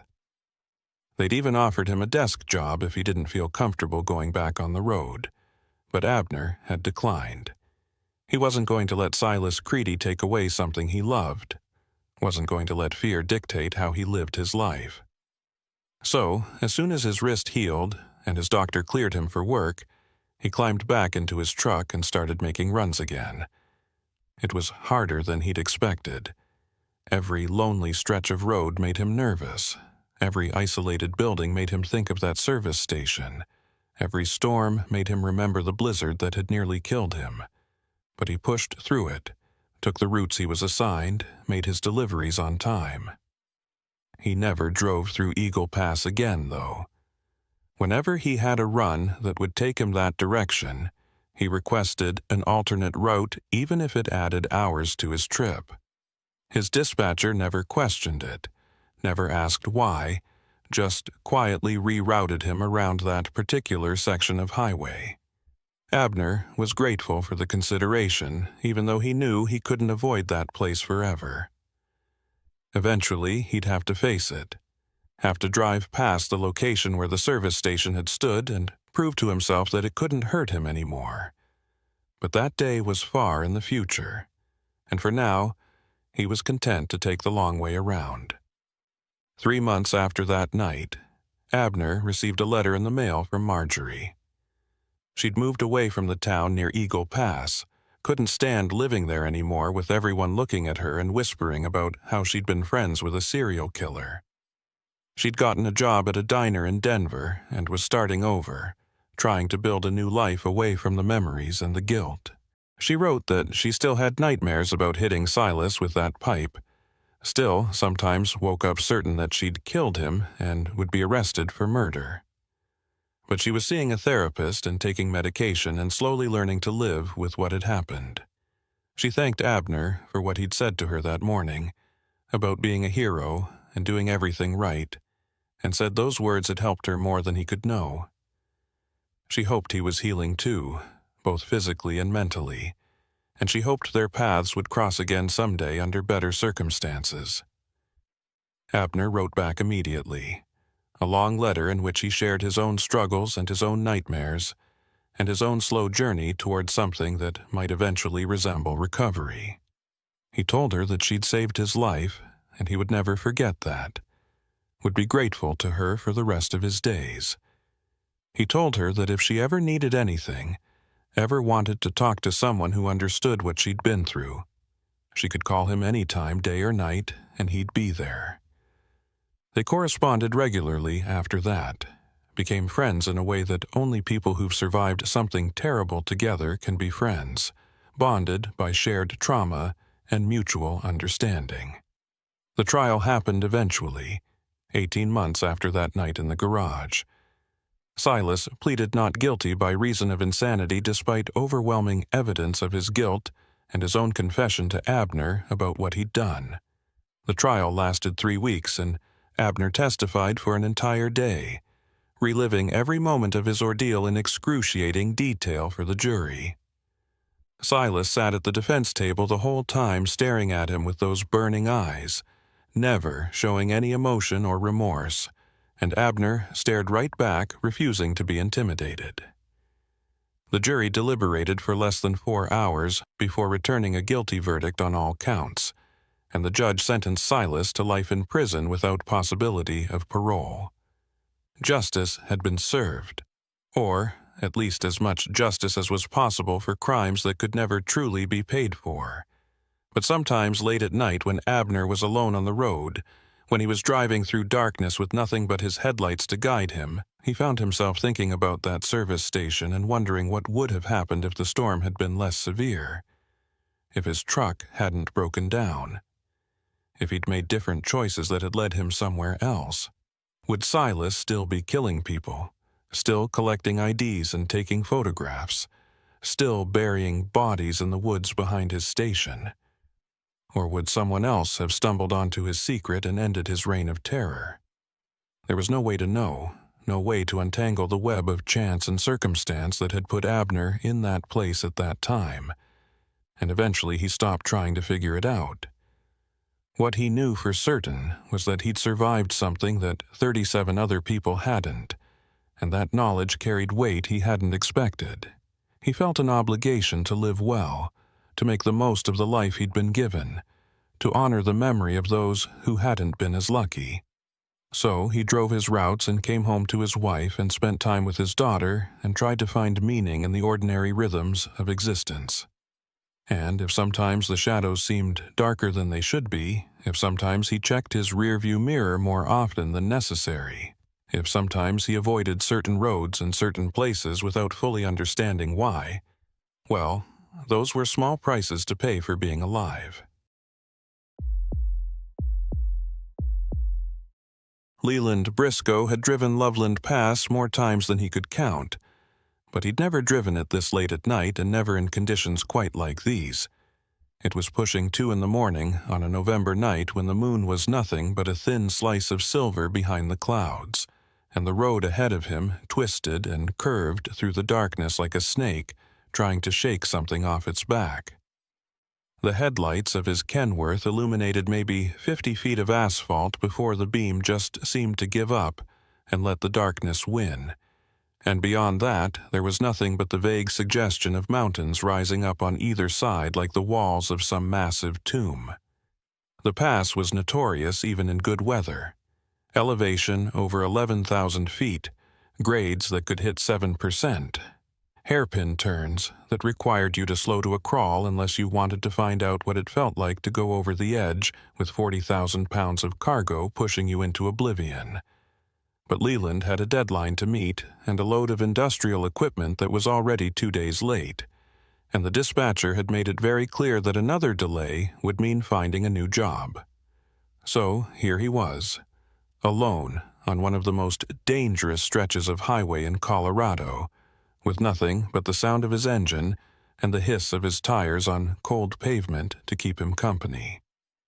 The radio had given up trying to find a signal about 20 miles back, leaving him with nothing but static if he bothered to turn it on, and his phone showed no bars, which meant he was completely cut off from the rest of the world up here. That didn't particularly bother Leland. He'd been driving trucks for 31 years and had spent more nights alone on dark highways than he could count, had learned to enjoy the solitude in a way that most people never understood. There was something peaceful about being the only person awake for miles in any direction, the only set of eyes watching the road unfold in the headlights, the only consciousness navigating through the sleeping world. It made him feel connected to something larger than himself, made him feel like he was part of the machinery that kept civilization running, even when everyone else was dreaming in their warm beds. The temperature gauge on his dashboard read 23 degrees, cold enough that his breath would have misted if the cab wasn't heated, cold enough that any moisture on the road would be frozen solid and waiting to send an unwary driver into a slide. Leland kept his speed steady at 40 miles per hour on the straightaways and dropped to 25 on the curves, his hands light on the wheel, his eyes constantly scanning ahead for any sign of ice or debris or wildlife that might wander onto the highway.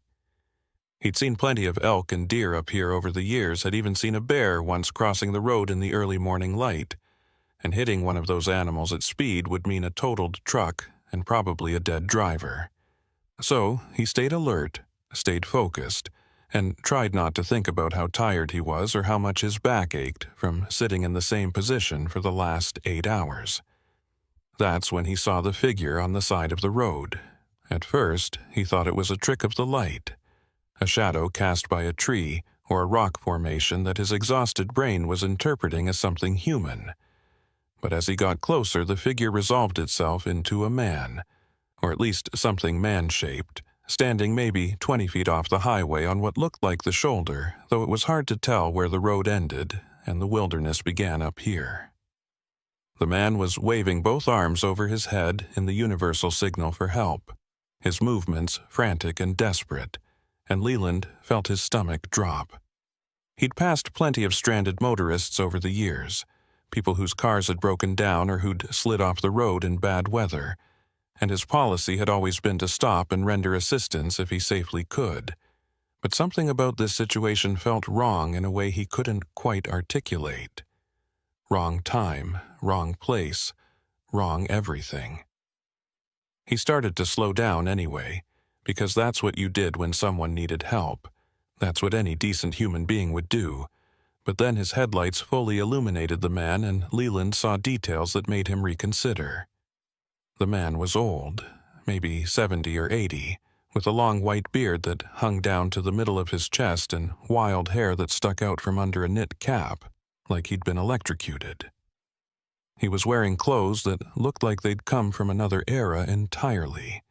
Heavy canvas pants held up with suspenders, a thick wool jacket that was patched in multiple places, boots that were so worn the leather was cracked and separating from the soles.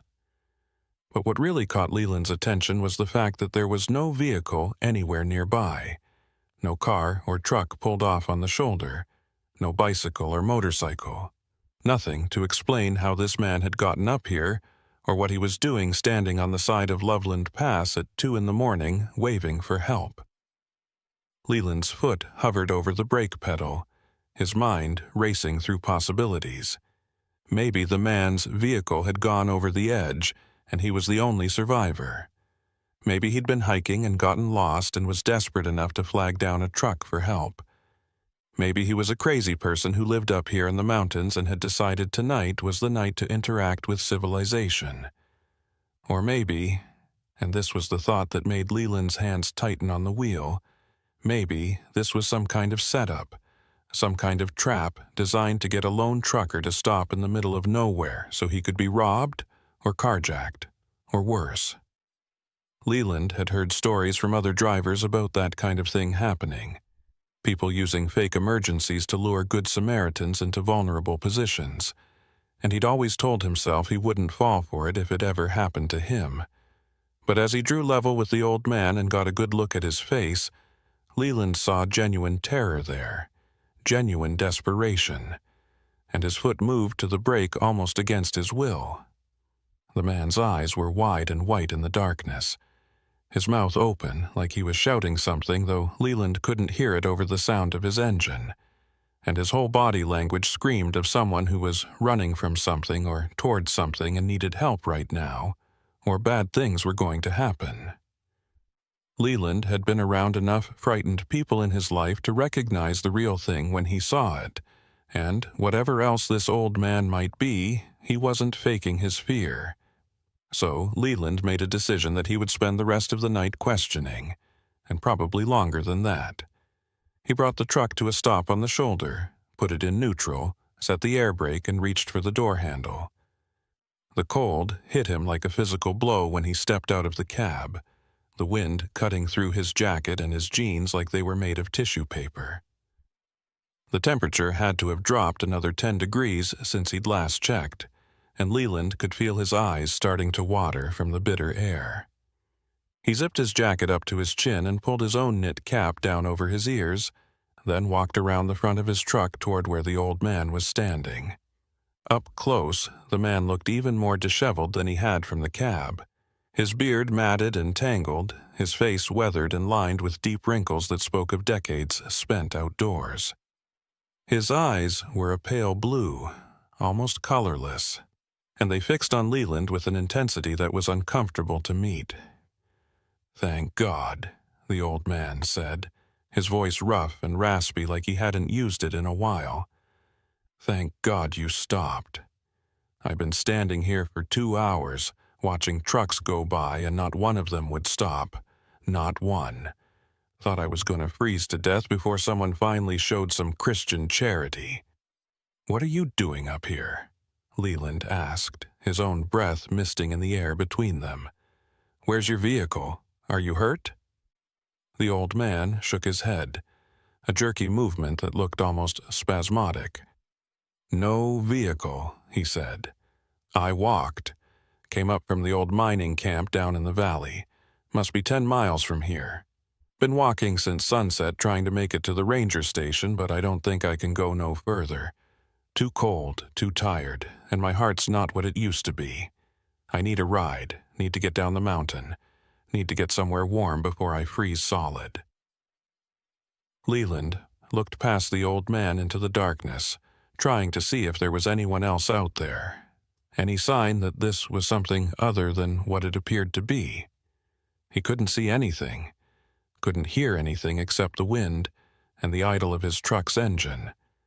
But that didn't necessarily mean they were alone. "Why were you walking up here in the middle of the night?" he asked, trying to keep his voice neutral and non-threatening. "Why not wait until morning when it's light and warmer?"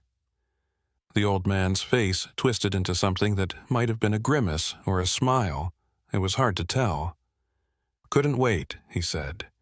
"Had to get out of there tonight, had to get away before they came back. Thought if I could make it to the ranger station I'd be safe. Thought maybe I could get someone to listen to me for once instead of treating me like I'm crazy. But I'm not crazy. I know what I saw, know what they did, and someone needs to pay for it. Someone needs to answer for all those boys who never came home." Leland felt a chill that had nothing to do with the temperature. The old man's words had taken on a rambling quality, jumping from one thought to another without clear connection, and his eyes had gone distant and unfocused like he was seeing something that wasn't there. This was exactly the kind of situation Leland had been worried about. Exactly the kind of person who might be unstable or dangerous or both. But at the same time, he couldn't just leave the man out here to freeze. That would be murder. or at least manslaughter, and Leland had no intention of having something like that on his conscience for the rest of his life. "All right," Leland said slowly, making his decision. "I can give you a ride down to the ranger station or into town, whichever's closer, but I need you to understand something first. I'm doing this as a favor, as one human being helping another, but I'm not going to tolerate any nonsense. You try anything strange, you make me uncomfortable in any way, and I'm putting you back out on the side of the road regardless of the weather. Are we clear?" The old man nodded eagerly, his face breaking into a gap-toothed smile. "Clear as crystal," he said. "I appreciate it more than you know, friend. Name's Ephraim Dunbar. Been living in these mountains most of my life. Used to work the mines back when there was still work to be had, before they closed everything down and left us to rot. I won't give you no trouble, I promise. Just need to get down the mountain and tell someone what I know before it's too late." Leland gestured toward the passenger side of the cab. "Let's get you inside where it's warm," he said. "We can talk more once we're moving." He climbed back up into the cab and leaned over to unlock the passenger door from the inside, then waited while Ephraim made his way around the front of the truck. The old man moved slowly, his gait stiff and limping, and it took him 3 tries to pull himself up into the cab. Once he was settled in the passenger seat, Leland got a better look at him in the dome light and didn't like what he saw. Ephraim's clothes were even more ragged than they'd appeared outside, with tears and stains that suggested he'd been living rough for a while. His hands were filthy, the nails black with grime, and there was a smell coming off him that was equal parts body odor and something else, something sweet and rotten that made Leland want to roll down the windows despite the cold. But more concerning than any of that was the look in Ephraim's eyes when the light hit them. They weren't just distant anymore. They were haunted, filled with shadows and memories that clearly gave him no peace. This was a man who'd seen things, done things, experienced things that had broken something fundamental inside him, and Leland suddenly wondered if giving him a ride had been a terrible mistake. But it was too late now. Ephraim was in the cab, the door was closed, and Leland couldn't very well throw him back out into the cold without at least giving him a chance to prove he was harmless. Leland released the air brake and put the truck in gear, easing back onto the highway and gradually building up speed. The cab was silent except for the sound of the engine and the heater blowing warm air, and Leland found himself hyper-aware of every movement Ephraim made, every shift of his body, every breath he took. The old man sat perfectly still for the first few minutes, staring out the windshield at the road ahead, and then he started talking. At first it was just muttering, words too low and jumbled for Leland to make out, but gradually the muttering became clearer and took on the quality of a story being told, or maybe a confession being made. "They think nobody knows," Ephraim said, his voice still rough but steadier now that he was warming up. "Think they covered their tracks well enough that nobody would ever figure it out. But I know. I was there. I saw what happened to those boys, saw what they did to them, and I tried to tell people at the time, but nobody wanted to listen. Said I was drunk, said I was making things up for attention, said I was just another crazy old miner who couldn't accept that the good days were over. But I wasn't drunk and I wasn't crazy. I know what I saw." Leland kept his eyes on the road, but couldn't help asking, "What did you see, Ephraim?" The old man turned to look at him, and in the dim glow from the dashboard his face looked skull-like, all sharp angles and deep shadows. "Murder," he said simply. "Saw them kill those boys one by one and throw their bodies down the old shaft where nobody would ever find them. Must be 20 of them down there by now, maybe more. All young men who came to work the mines, all of them promised good wages and a fresh start, and all of them ended up dead because they saw something they shouldn't have seen or asked questions they shouldn't have asked. The foreman, he ran that mine like his own private kingdom, and anyone who challenged him or threatened his authority ended up disappearing. We all knew it, all of us who worked there, but we were too scared to say anything, too scared they'd come for us next. Leland felt his hands tighten on the wheel. This was worse than he'd thought, much worse. Either Ephraim was telling the truth about witnessing multiple murders, which would make him a valuable witness but also potentially dangerous, if the killers thought he might talk, or he was delusional and had invented this entire story in his mind, which would make him unpredictable and possibly violent. Either way, Leland was now trapped in a moving vehicle with a man who was deeply disturbed, and the nearest town was still 30 miles away down a winding mountain road in the middle of the night. "When did this happen?" Leland asked, trying to keep his voice calm and conversational. "When were these men killed?" Ephraim's face scrunched up as he thought about it. "Started in the winter of '58, he said. "I remember because that was the year Kennedy was elected, and everyone was so hopeful things were going to change. But nothing changed, not for us. First one was a kid named Billy something or other, came up from Texas looking for work. He was only 18, barely old enough to shave, and he had this way of talking that rubbed the foreman wrong. Always asking questions, always wanting to know why we did things a certain way. One day, he just didn't show up for his shift, and the foreman said he'd quit and gone back to Texas. But I saw Billy's bunk that night, and all his stuff was still there. His clothes, his boots, even his wallet with his money in it. No man leaves without his wallet. So I knew something was wrong." The story was detailed, specific, with the kind of small particulars that suggested either real memory or an extremely elaborate delusion. Leland didn't know which was worse. "And you think the foreman killed him?" "No, he did," Ephraim said with absolute certainty. "Saw it with my own eyes a few months later when it happened again. Different kid, same story. This one had caught the foreman stealing from the company, skimming gold dust and selling it on the side. He was going to report it, was going to go to the owners and tell them what was happening. So the foreman and two of his cronies cornered him in one of the deep shafts, beat him to death with pickaxe handles, and threw his body down into the abandoned section where the walls had collapsed. I was working nearby, heard the whole thing through the rock. Heard that boy screaming and begging and then heard him stop. And I didn't do nothing about it. Just kept my head down and my mouth shut because I wanted to live."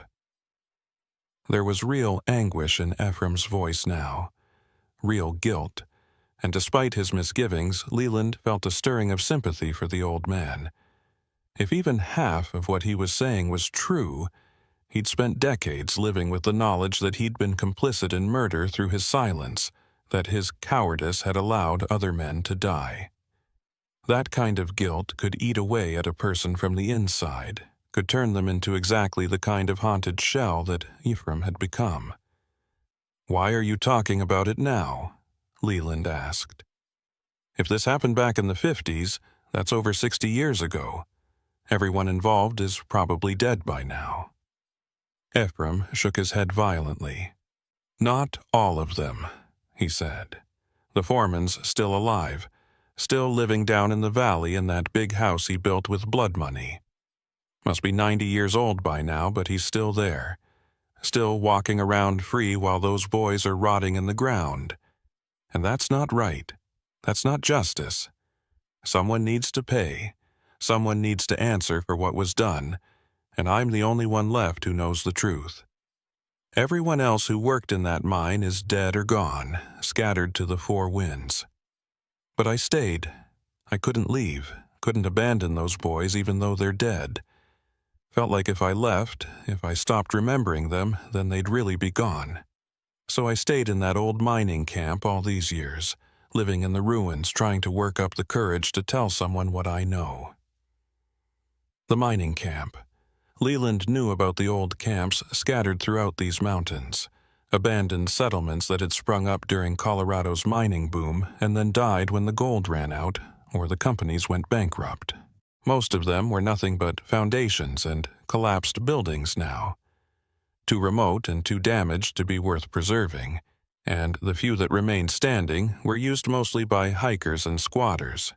The idea that Ephraim had been living in one of those ruins for decades, alone with his guilt and his memories, was both tragic and deeply unsettling. "Why tonight?" Leland pressed. "Why did you decide to walk 10 miles in freezing weather in the middle of the night? Why not wait until morning and get a ride from someone?" Ephraim's face went dark, his expression shifting from guilt to fear in the space of a heartbeat. "Because they came back," he said, his voice dropping to barely above a whisper. "The foreman's grandson, he came to the camp yesterday. Don't know how he knew I was there. Don't know what he wanted. But he had questions. Was asking about the old mine, about the men who used to work there, about whether anyone was still alive who remembered those days. And the way he looked at me, the way he talked, he knows. He knows what his grandfather did, and he's trying to tie up loose ends, trying to make sure nobody can ever tell the story. Nobody can ever prove what happened. So I ran, waited until dark and started walking, figured if I could just get to the authorities and tell them everything before they found me, maybe those boys could finally get justice." It was a paranoid fantasy, had to be. The idea that someone would hunt down a 90-year-old witness to crimes committed over 60 years ago was absurd on its face, but the fear in Ephraim's voice was real, and the desperation that had made him walk 10 miles through the cold was real, and Leland found himself wondering if maybe there was more to this story than simple delusion. Maybe Ephraim really had witnessed murders back in the 50s. Maybe there really were bodies in an abandoned mine shaft somewhere. And maybe, just maybe, someone really did want to keep that secret buried along with the dead. The road ahead curved sharply to the right, and Leland downshifted, feeling the truck slow as he navigated the turn. They were descending now, dropping elevation as they wound their way down the eastern side of the pass, and in another 20 minutes they'd reach the town of Idaho Springs, where there was a sheriff's station and a hospital, and people who could help Ephraim, or at least evaluate whether he needed psychiatric care. Leland just needed to keep the old man calm and cooperative until they got there, needed to avoid spooking him or saying anything that might trigger an episode if he was genuinely mentally ill. "I believe you," Leland said, even though he wasn't sure that was entirely true. "And I think you're doing the right thing by going to the authorities. They'll be able to investigate your claims, check out the old mine, see if there's any evidence to support what you're saying. But you need to understand that it's been a long time, and memory can play tricks on us. Are you absolutely certain about what you saw?" Ephraim turned to look at him with those pale, colorless eyes, and there was something ancient and terrible in them that made Leland want to look away. "I'm certain," the old man said. "I can still hear their screams when I close my eyes. I can still see their faces, young and scared and not understanding why this was happening to them. I've spent 60 years living with those memories, and they haven't faded even a little bit. If anything, they've gotten sharper, more clear, like my mind is trying to make sure I never forget. So, yeah, I'm certain. Question is, will anyone believe me? Or am I just a crazy old man telling impossible stories?" Before Leland could answer, the truck's headlights swept across something on the road ahead that made his heart skip a beat. There was a vehicle parked across both lanes, blocking the highway completely, and as Leland hit the brakes and started slowing down, he could see it was an old pickup truck, dark green or maybe brown, with rust eating through the wheel wells and a windshield that was cracked in a spiderweb pattern. The truck's lights were off, the cab appeared empty, and there was no obvious reason for it to be sitting there in the middle of the road at 2:30 in the morning. Ephraim saw it at the same time, and made a sound that was half gasp and half whimper. "That's them," he said, his voice rising in panic. "That's his truck. The grandson's truck. He followed me. He knows where I am. Oh God, we have to go back, have to turn around." "Calm down," Leland said sharply, though his own pulse was hammering in his throat. He brought his rig to a complete stop about 30 yards from the pickup, close enough to see it clearly, but far enough that he could back up and turn around if he needed to. The pass was narrow here, but there was a turnout coming up behind them that he could use to execute a three-point turn if necessary. "We don't know that's anyone following you. Could be a breakdown. Could be someone having car trouble. I'm going to go check it out, see if anyone needs help." "Don't," Ephraim pleaded, grabbing Leland's arm with fingers that dug in like claws. "Don't get out of the truck. That's what they want. They want you separated from your vehicle so they can..." "So they can what?" Leland interrupted, pulling his arm free. "Look, I appreciate that you're scared, but I can't just leave a vehicle blocking the road. What if someone comes around that curve going too fast and slams into it? People could die. I'm going to check it out, make sure nobody's hurt, and then we'll figure out what to do. You stay here, keep the doors locked, and don't open them for anyone but me. Understand?" Ephraim didn't answer, just shrank back into his seat and stared at the truck ahead with an expression of pure terror on his face. Leland felt his own unease growing, but he pushed it down and forced himself to open the door and step out into the cold once again. The wind had picked up even more, howling down the pass and bringing with it the smell of pine and snow, and something else, something faintly metallic that Leland couldn't quite identify. He walked slowly toward the pickup truck, his boots crunching on the gravelly shoulder, his eyes scanning for any sign of movement or danger. As he got closer, he could see that the pickup was old, probably from the late 80s or early 90s, and it had seen better days. The paint was faded and peeling, the bed was dented, and one of the rear tires looked dangerously low. But what really caught Leland's attention was the fact that the driver's side door was hanging open, swaying slightly in the wind, and there was something dark on the ground beneath it. He approached cautiously, every nerve in his body screaming at him to turn around and get back in his truck, and when he got close enough to see what the dark substance was, his stomach turned. It was blood, fresh blood, still wet and glistening in the beam of his flashlight, pooled on the asphalt and trailing off toward the edge of the road. There was a lot of it, more than could have come from a minor injury, and the trail led directly toward the guardrail in the darkness beyond. Leland felt his mouth go dry as he followed the trail with his light, seeing where it disappeared over the edge, and he knew with absolute certainty that something terrible had happened here. He should call the police, should get back in his truck and drive until he had cell service and report this immediately. But some impulse he didn't fully understand made him walk to the guardrail and look over the edge. The beam of his flashlight illuminated a slope that dropped away at a steep angle, covered in rocks and scrub brush and patches of snow. About 20 feet down the slope he could see a shape that might have been a person, lying motionless in an unnatural position that suggested broken bones or worse.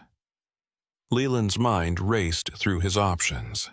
He could climb down there and check if the person was still alive, but the slope looked treacherous, and he had no climbing equipment. He could go back for help, but by the time he got someone up here, the person might be dead from exposure or blood loss if they weren't already. Or he could... A sound behind him made him spin around, his heart leaping into his throat. Standing maybe 10 feet away, silhouetted against his truck's headlights, was a figure. A man, tall and broad-shouldered, wearing what looked like a heavy coat and a wide-brimmed hat. The man's face was hidden in shadow, but Leland could feel eyes on him, studying him, measuring him. And suddenly, Ephraim's paranoid ramblings didn't seem quite so paranoid anymore. Leland's hand instinctively went to his belt where he kept a folding knife, Not much of a weapon, but better than nothing if this turned into the kind of situation where he needed to defend himself. The figure didn't move, didn't speak, just stood there like a statue blocking the path back to Leland's truck, and the silence stretched out between them until it became almost unbearable. Leland could hear his own breathing, loud and ragged in his ears, could hear the wind whistling through the rocks, could hear the distant rumble of his truck's engine still idling. But from the figure came nothing, no sound at all, and that somehow made it worse. "Who are you?" Leland finally managed to ask, his voice coming out rougher than he intended. "This your truck? There's someone down that slope.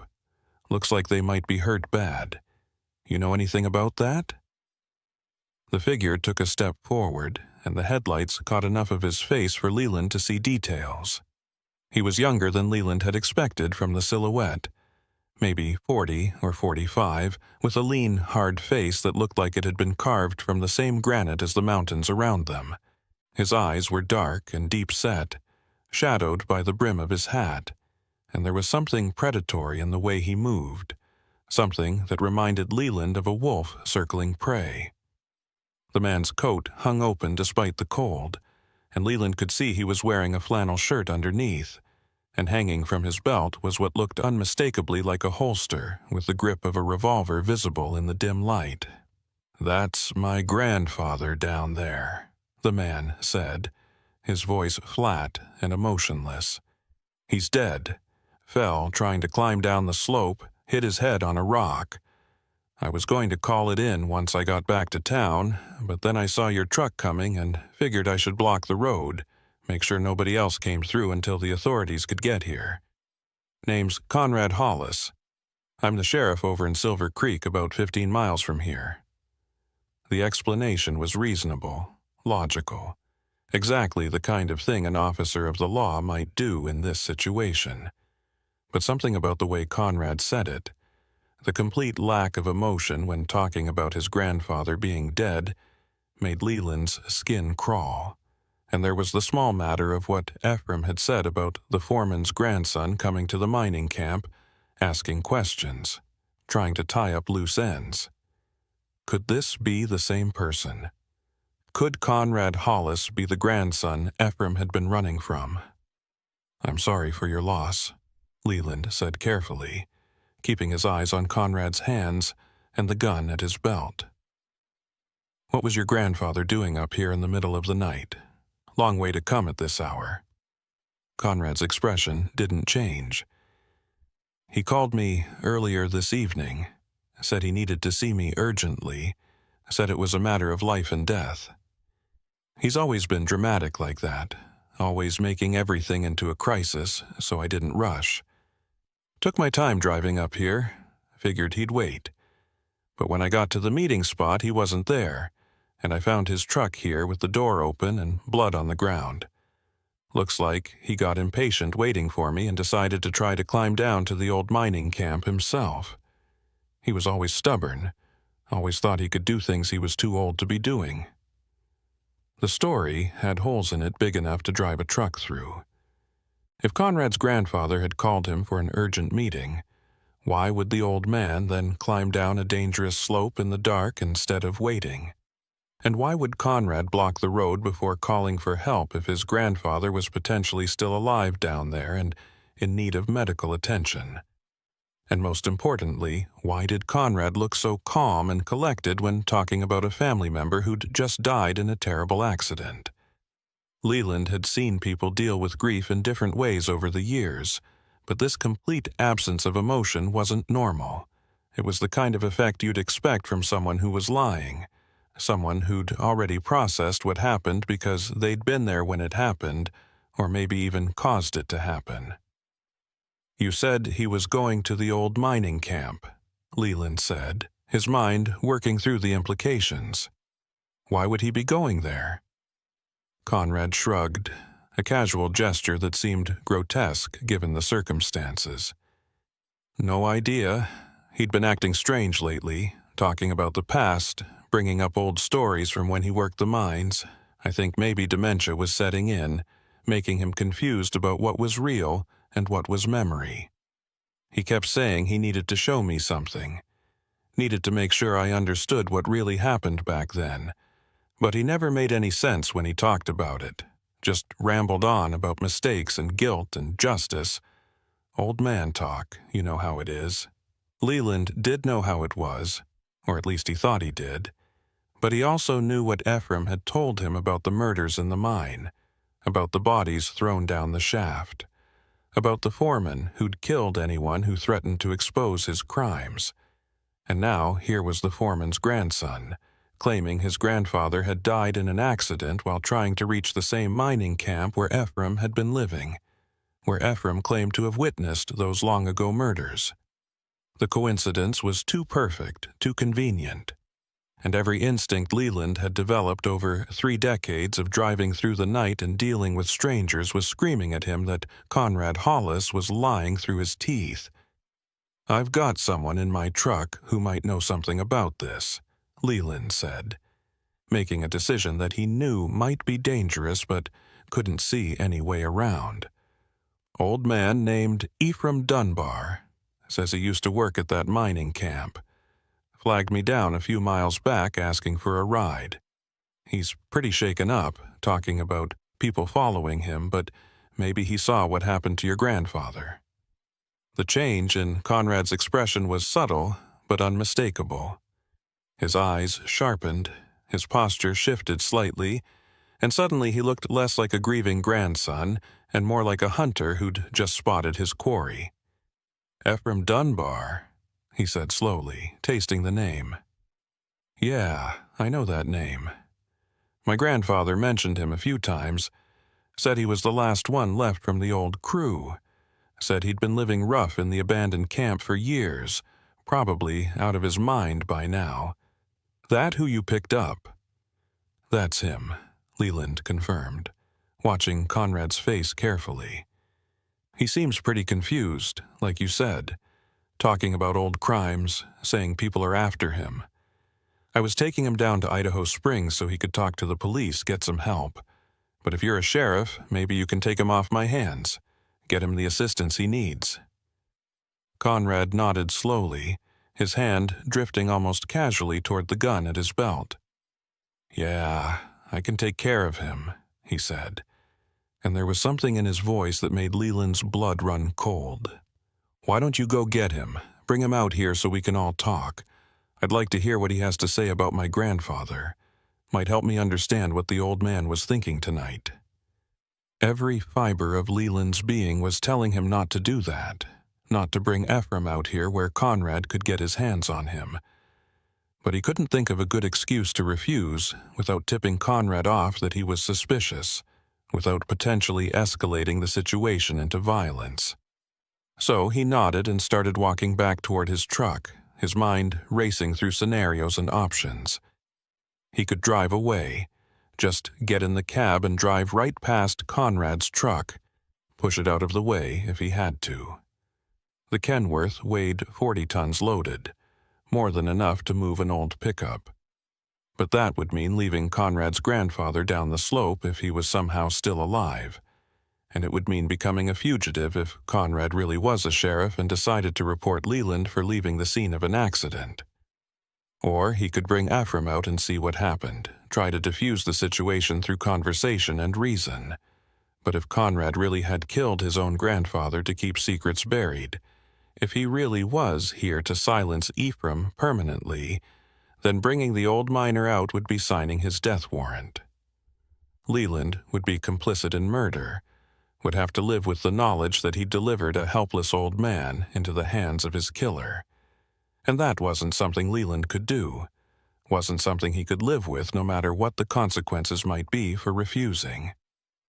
He reached his truck and climbed up into the cab, pulling the door shut behind him. Ephraim was where he'd left him, pressed back into the passenger seat with his eyes wide and terrified, his hands clutching the edge of the seat so hard his knuckles were white.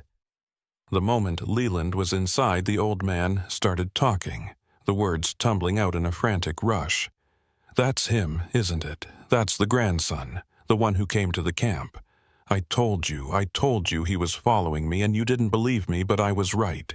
He's going to kill us both, going to make it look like an accident, same as he did with all those others.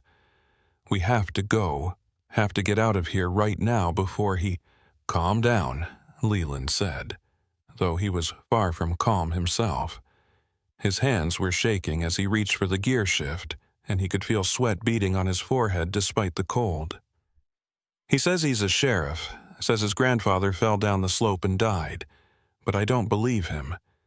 Something about his story doesn't add up, and the way he reacted when I mentioned your name, he knows who you are, Ephraim. He knows what you know." Ephraim let out a sound that was half sob and half laugh. "Of course he knows," the old man said. "His grandfather told him everything before he died, made him promise to protect the family name, protect the secret. That's why he came to the camp yesterday. That's why he's here now. He's cleaning up loose ends, making sure nobody can ever tell the truth about what happened in that mine. And we're loose ends. Both of us. He can't let us leave here alive. He said his grandfather is dead down at the bottom of that slope," Leland said, putting the pieces together in his mind. "But I don't think it was an accident. I think Conrad killed him. Maybe because the old man was having second thoughts about keeping the secret. Maybe because he was going to confess to what he'd done. And now Conrad needs to get rid of you before you can tell anyone what you witnessed. And he needs to get rid of me because I'm a witness to whatever he's planning to do." The logic was sound, even if it was based mostly on intuition and suspicion rather than hard evidence. But Leland had learned to trust his intuition over the years, had seen too many situations where ignoring that little voice in the back of his head had led to trouble. And right now, that voice was screaming at him to get out of here, to put as much distance as possible between himself and Conrad Hollis before things went from bad to worse. He released the air brake and started to put the truck in reverse, planning to back up to the turnout and execute his three-point turn. But before he could complete the motion, there was a sharp crack, and the windshield exploded inward in a shower of safety glass. Leland threw himself sideways instinctively, covering his face with his arms, and felt something hot graze his shoulder. A gunshot. Conrad was shooting at them.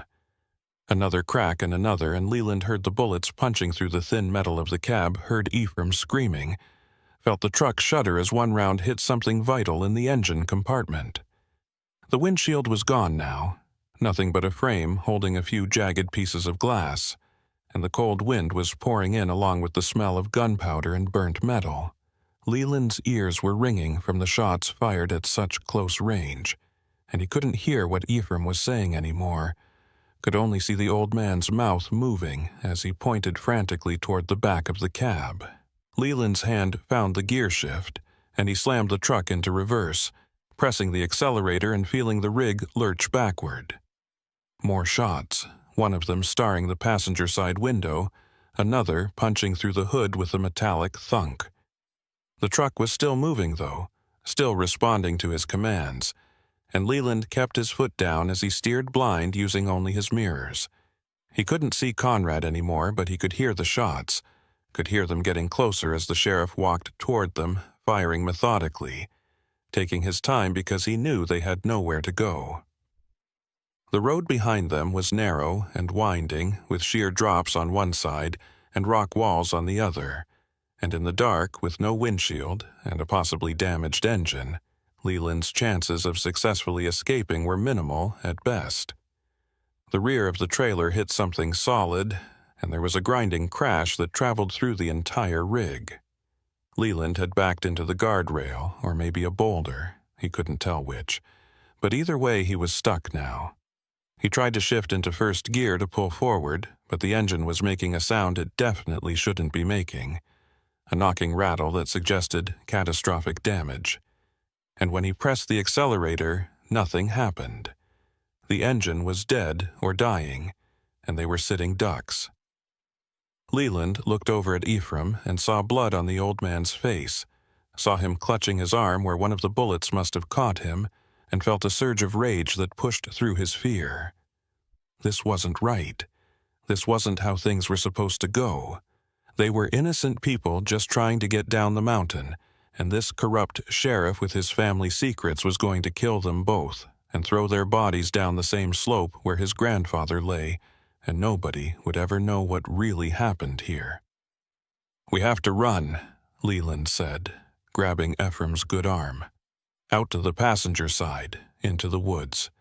It's our only chance." Ephraim shook his head, his eyes glazed with shock and pain. "Can't run," he mumbled. "Too old, too hurt. You go, save yourself. Someone needs to survive to tell the story." "I'm not leaving you," Leland said firmly. He looked around the cab desperately for anything that might help them, any weapon or tool they could use to defend themselves, and his eyes landed on the fire extinguisher mounted behind the driver's seat. It wasn't much, but it was heavy and solid, and better than nothing. He grabbed it and then kicked open the passenger door, half dragging Ephraim toward the opening. The old man was heavier than he looked, dead weight made worse by his injury and his shock, but Leland managed to get him to the edge of the seat just as another bullet punched through the back of the cab, where Leland's head had been moments before. They tumbled out of the truck together, landing hard on the frozen ground, and Leland felt something in his knee pop painfully. He ignored it and hauled Ephraim to his feet, pulling the old man toward the tree line that started maybe 20 feet from the road.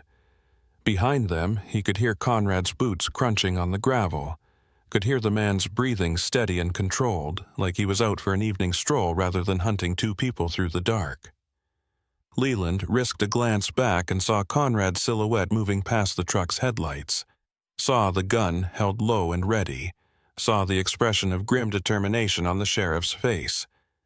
This was a man who'd made up his mind and wouldn't be deterred by conscience or second thoughts. A man who'd already crossed too many lines to turn back now. They reached the trees, and Leland pulled Ephraim behind the thick trunk of a pine, pressing them both flat against the bark. His heart was hammering so hard he thought Conrad might be able to hear it, and his breath was coming in short gasps that created clouds of mist in the cold air. Ephraim was making soft, whimpering sounds, his injured arm cradled against his chest, blood dripping down his fingers and spattering on the snow at their feet. They needed to keep moving, needed to put more distance between themselves and Conrad, but Leland didn't know these woods, and in the dark they could easily walk right off a cliff or into a ravine. The moonlight that filtered through the clouds was barely enough to see by, casting everything in shades of silver and black, turning familiar shapes into threatening shadows. "I know you're out there," Conrad's voice called from somewhere near the truck. He sounded calm, almost friendly, like he was addressing old friends rather than people he intended to murder. "I know you think you can hide in those woods until morning, and then make your way down to town. But it's not going to work. You're leaving a blood trail that a blind man could follow, and I've hunted these mountains since I was a boy. I know every game trail, every hiding spot, every way down to the valley. There's nowhere you can go that I can't find you." He was probably right about that, Leland thought. The blood dripping from Ephraim's arm was leaving a clear trail in the snow, marking their passage as clearly as if they'd painted arrows. And even if they could somehow stop the bleeding, they were making noise as they moved through the underbrush, snapping branches and dislodging rocks, announcing their position to anyone who was listening.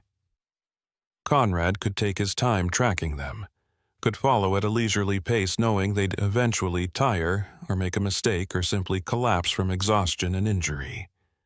And then he'd finish what he'd started, put bullets in both their heads, and drag their bodies somewhere they'd never be found. Unless Leland could turn the tables somehow, could find a way to become the hunter instead of the hunted. He looked down at the fire extinguisher in his hands, feeling its weight, and an idea began to form. It was desperate and probably stupid and had maybe a 10% chance of working, but 10% was better than 0. He leaned close to Ephraim and whispered directly into the old man's ear. keeping his voice so low that Conrad wouldn't hear it even if he was standing right next to them. "I'm going to lead him away from you," Leland breathed.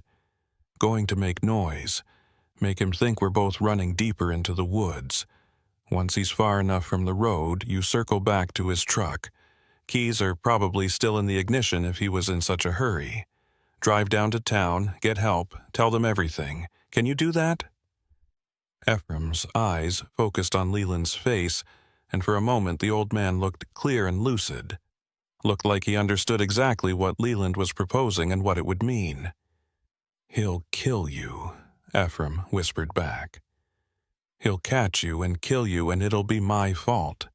Another death on my conscience." "Maybe," Leland admitted. "But if I don't do something, we're both dead anyway. At least this way, one of us has a chance to survive. One of us can make sure the truth comes out. Those boys who died in the mine, they deserve justice. Your silence all these years. You can make up for it now by getting out of here and telling your story. Don't waste this chance, Ephraim. Don't let it all be for nothing." The old man nodded slowly, tears streaming down his weathered face. "I won't forget this," he said. "Won't forget what you done for me. If I get out of here, I'll make sure everyone knows your name, knows what you sacrificed." "Just get out of here," Leland said. "That's all I need." He didn't wait for further response. He pushed away from the tree and started moving deeper into the woods, making no effort to be quiet, deliberately stepping on branches that would snap under his weight and kicking through drifts of snow. Behind him, he heard Conrad react immediately, heard the man start moving in his direction, and Leland forced himself to keep going even though every instinct screamed at him to find cover and hide. He needed to draw Conrad away from the road, needed to give Ephraim time to make it back to the truck, and that meant making himself an obvious target.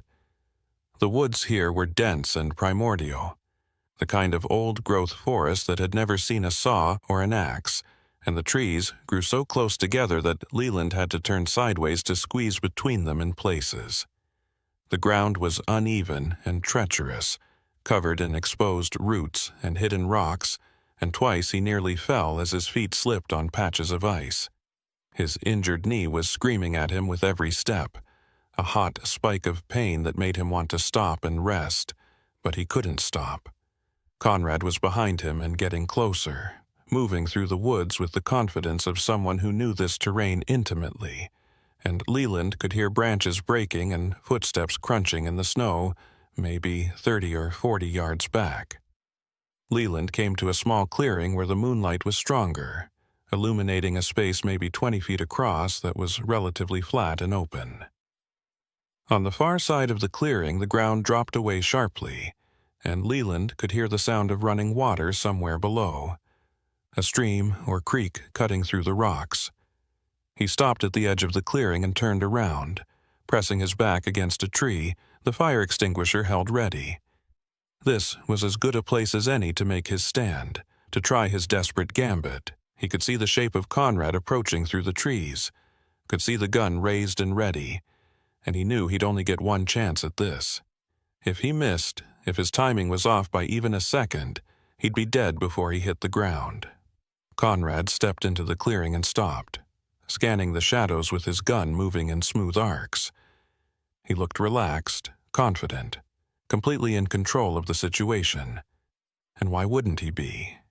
He had the gun, he had the advantage of knowing these woods, and he had 2 unarmed men running from him in a blind panic. As far as Conrad was concerned, this was already over. It was just a matter of time before he found them and finished the job. "I gotta admit, you've got more fight in you than I expected," Conrad called out, his voice echoing slightly in the clearing. "Most people would have given up by now, would have just laid down and accepted the inevitable.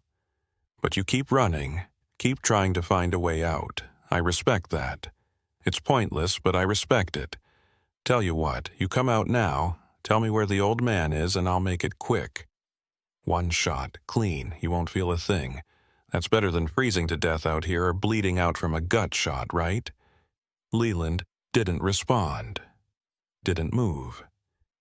He was waiting, calculating, trying to time this perfectly. Conrad took another step into the clearing, then another, sweeping the tree line with his gun.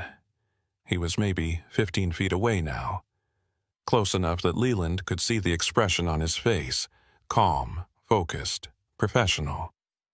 This was a man who'd done this before, Leland realized. This wasn't his first time hunting someone through the woods with the intent to kill. How many others had there been?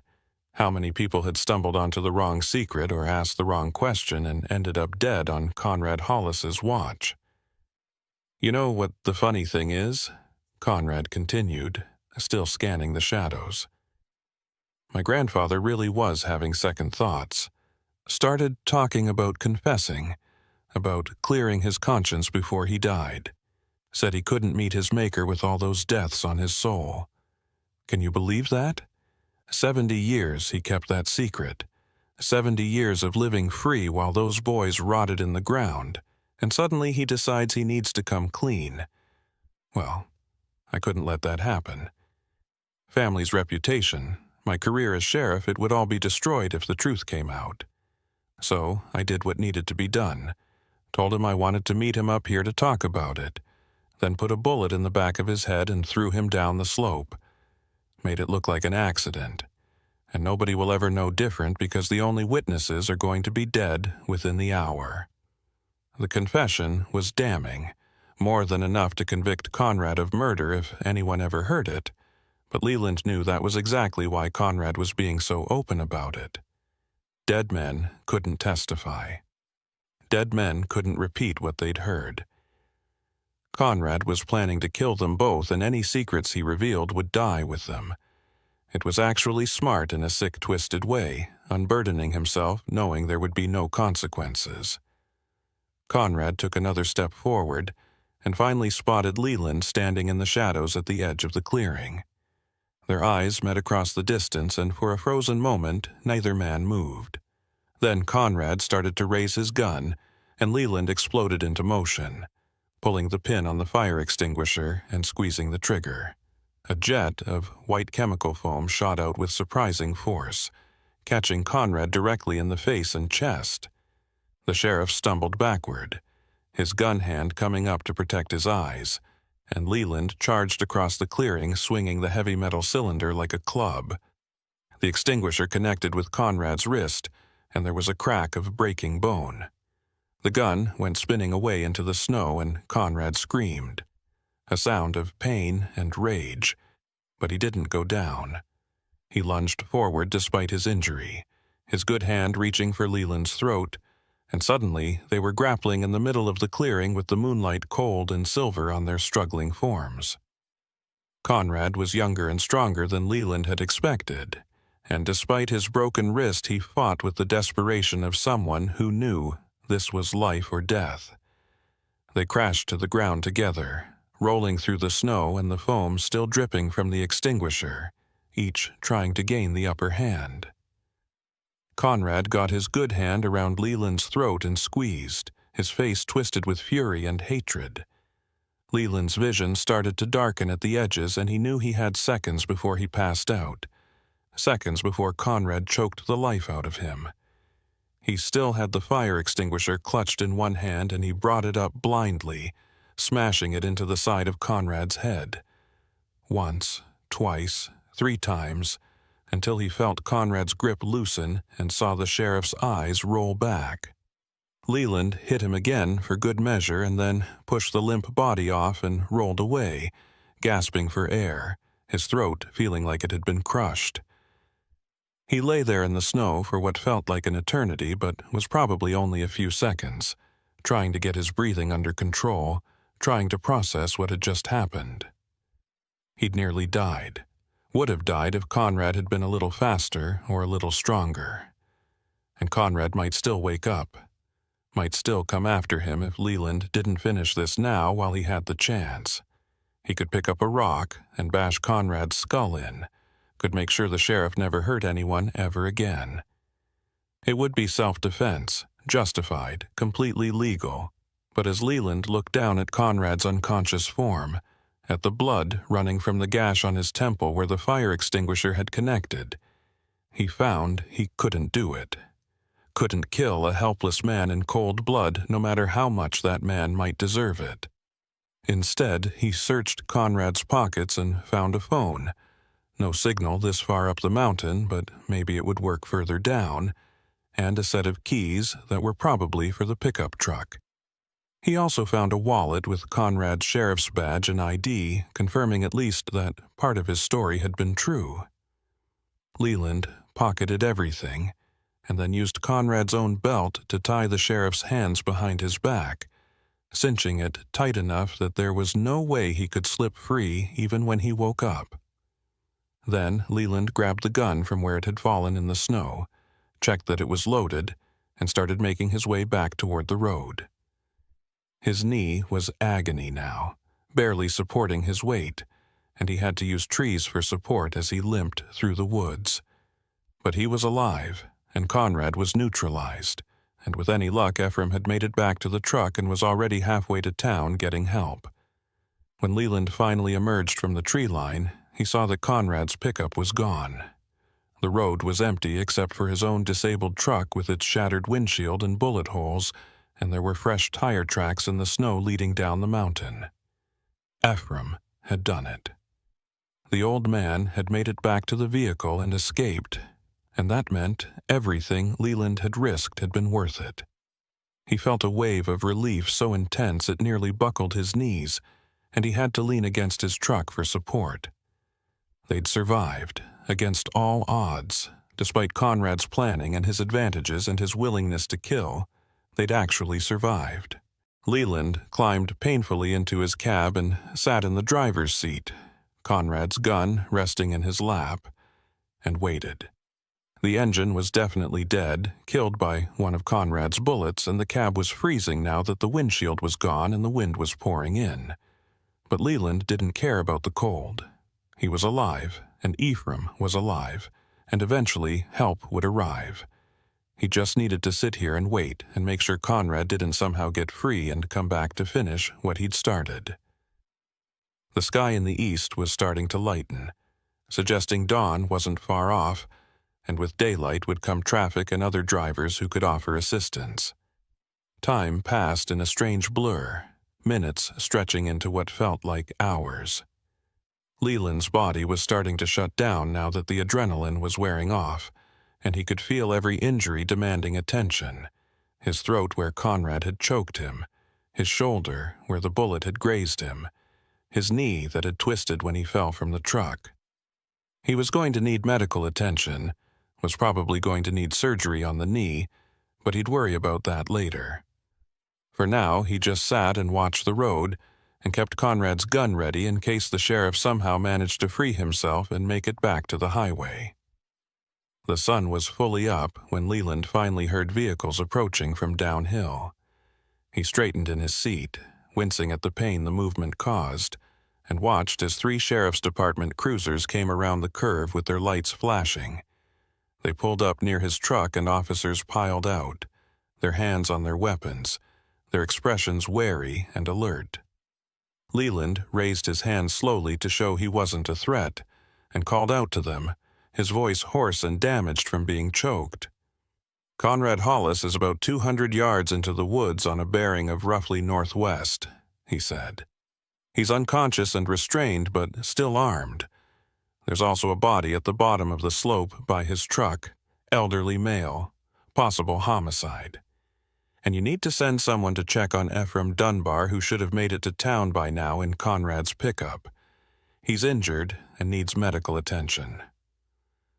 The officers looked at each other, clearly confused by this information dump, and then the one who seemed to be in charge, a woman in her 40s with iron-gray hair and captain's bars on her collar, stepped forward. "I'm Captain Sarah Vickers," she said. "We got a call about 20 minutes ago from an elderly man claiming Sheriff Hollis had murdered his grandfather and tried to kill him and a truck driver up on Loveland Pass. We weren't sure whether to believe him. Conrad's been sheriff in Silver Creek for 15 years. Well respected, no complaints or issues, but the old man was so insistent and so detailed in his story that we figured we'd better check it out. "You must be the truck driver," he mentioned, "Leland Briscoe." Leland nodded. "That's me, and everything Ephraim told you is true. Conrad killed his grandfather to keep him from confessing to murders that happened 70 years ago, then tried to kill both of us to cover it up. He shot up my truck, chased us into the woods, and I had to fight him in self-defense. You'll find all the evidence you need. Bullet holes in my truck, blood trail leading into the woods, Conrad's own confession if you get him to talk. But the real story, the one that started all this, is in an old mine shaft somewhere near an abandoned mining camp. Ephraim can tell you where to look. He witnessed murders back in the 50s, kept quiet about them all these years, and Conrad's family were the ones responsible." Captain Vickers studied him for a long moment, her expression unreadable, and then she nodded to her officers. "Stevens Miller, take Briscoe here down to the hospital and get him checked out. Make sure he gives a complete statement before he's released. Patterson, you're with me. We're going to find Conrad Hollis and have a very interesting conversation with him." The next few hours passed in another blur of activity. Leland was transported to the hospital in Idaho Springs where doctors examined his injuries.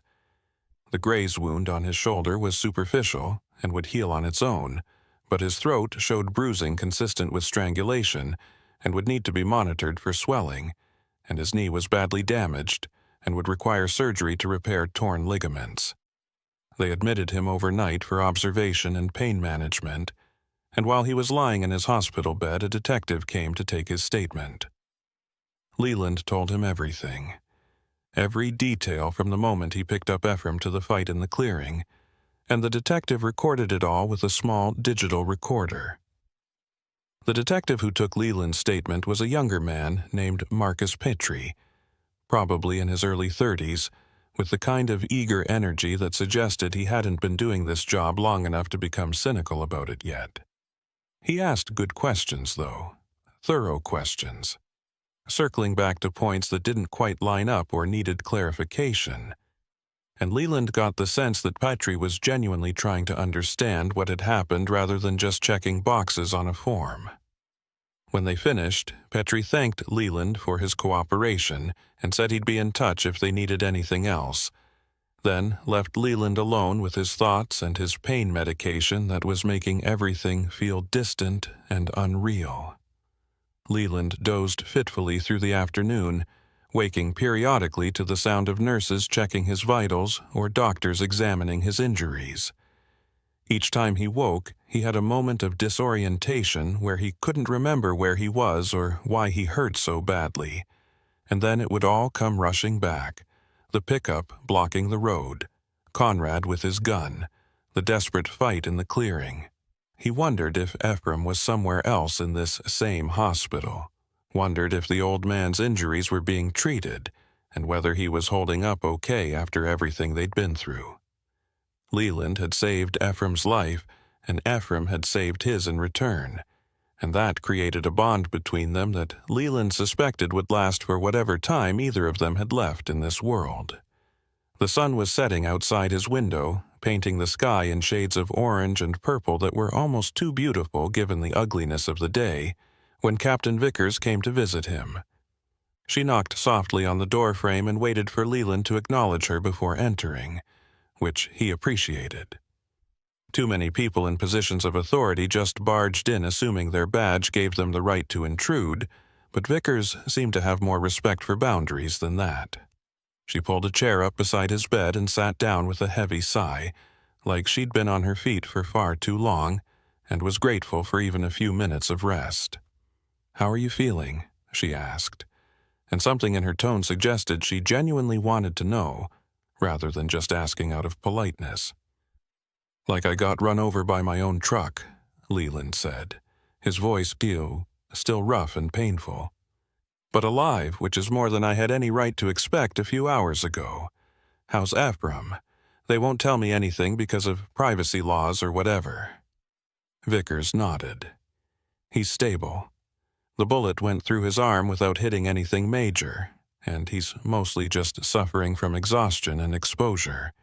Doctors say he'll make a full recovery physically, though the psychological impact of what he went through might take longer to heal. He's been talking to us, though, telling us everything he remembers about the murders in the mine. We've got a forensic team heading up to the old mining camp tomorrow morning to start excavating the shaft he identified. If there are bodies down there like he claims, we'll find them. And Conrad? Leland asked, though part of him didn't want to know the answer. Vickers' expression hardened. We found him right where you said he'd be, still unconscious and restrained. He's got a concussion and a broken wrist from your fire extinguisher, and he's going to need dental work from where you hit him in the face. But he'll survive to stand trial, which is what matters. We've already charged him with the murder of his grandfather, whose body we recovered from the slope. A single gunshot to the back of the head, just like Ephraim said.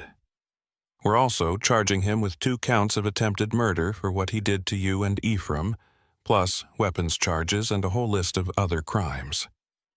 His lawyer is already trying to spin it as a mental breakdown, claiming the stress of the job got to him, but nobody's buying it. The evidence is too clear. She paused and looked down at her hands, and Leland could see she was struggling with something. When she spoke again, her voice was quieter, more personal. Conrad Hollis was my colleague for 15 years, she said. I worked with him, trusted him, considered him a friend. And all that time he was hiding this darkness, this willingness to kill anyone who threatened his family's secrets. It makes me question everything I thought I knew about reading people, about spotting the warning signs. How do you miss something like that in someone you see almost every day? Leland understood the question because he'd been asking himself similar things. How had he missed the danger in Conrad when the man first approached him on the road? What signs had he overlooked or dismissed?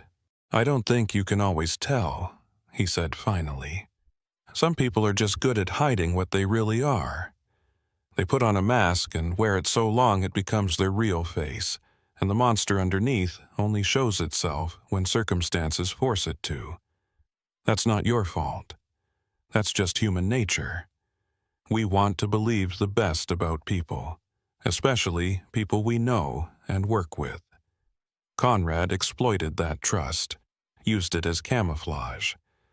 But eventually, the mask always slips, and when it did, you responded exactly right. You believed Ephraim when he came to you with his story, even though it meant suspecting one of your own. That takes courage. Vickers gave him a small smile that didn't quite reach her eyes. Ephraim says you're a hero, says you saved his life by drawing Conrad away and giving him time to escape. He's already talking to reporters, telling anyone who'll listen about the brave truck driver who risked everything to protect a stranger. You're going to be famous, at least for a little while. The thought made Leland uncomfortable. He hadn't done what he did for recognition or praise, had just been trying to survive and help someone who needed help. The idea of news cameras and interviews and people treating him like some kind of celebrity was deeply unappealing. I just did what anyone would have done, he said. No, Vickers said firmly. Most people would have driven past Ephraim without stopping, or would have thrown him out of the truck at the first sign of trouble. You stopped, you listened, you believed him when you had every reason not to, and you fought for him when things turned dangerous. That's not what everyone would do. That's what a good person does, and we need more of those in the world. She stood up and handed Leland a business card with her name and contact information. You'll need to come back to testify at Conrad's trial, probably in a few months once the prosecution builds their case. In the meantime, if you remember anything else or if you need anything at all, call me. And Leland, thank you. What you did up on that pass, what you helped us uncover, it's going to bring closure to families who've been wondering for decades what happened to their sons and brothers. That matters. Don't forget that when the nightmares start, because they will start. What you went through, what you saw, that leaves marks. But you survived it, and you helped stop a killer. Hold on to that when things get dark. After she left, Leland lay in his hospital bed and stared at the ceiling, thinking about what she'd said about nightmares. He'd already had them during his brief periods of sleep that afternoon, dreams where Conrad's gun was pointed at his face, dreams where he couldn't breathe because hands were crushing his throat, dreams where he was falling down an endless mine shaft past the skeletal remains of men who'd been dead for 70 years. Vickers was right that the psychological impact would linger long after his physical injuries healed. But she was also right that he'd survived and helped stop something evil from continuing. That had to count for something. The hospital released him the next morning with prescriptions for pain medication and antibiotics, instructions for caring for his injuries, and a referral to an orthopedic surgeon who could perform the knee surgery he'd need in a few weeks. A nurse wheeled him out to the pickup area where a taxi was waiting to take him to a motel, since his truck was still up on the pass being processed as evidence and probably wasn't drivable anyway, given the bullet damage. The trucking company had already been notified about what happened and had arranged for another driver to complete his delivery, and they'd assured Leland his job would be waiting for him once he was cleared to return to work. That was something, at least. One less thing to worry about in a situation that had generated more than enough worry to last a lifetime. The motel was cheap and clean, the kind of place that catered to truck drivers and construction workers who needed somewhere to sleep that wouldn't break the bank. Leland checked in and limped to his room, every step sending jolts of pain through his damaged knee, and collapsed on the bed without even bothering to undress. He was asleep within minutes, exhausted in a way that went deeper than just physical tiredness. This was the exhaustion of someone who'd pushed their body and mind to absolute limits and barely survived the experience, and his system needed time to recover and process everything that had happened. He woke to darkness and the sound of his phone ringing. For a confused moment he thought he was back in his truck, thought he'd dreamed everything and was about to start another normal night of driving, but then the pain in his knee and shoulder reminded him that it had all been real. He fumbled for his phone on the nightstand and saw an unknown number on the screen. He almost didn't answer. It was probably a reporter who'd somehow gotten his number and wanted a statement. But something made him swipe to accept the call.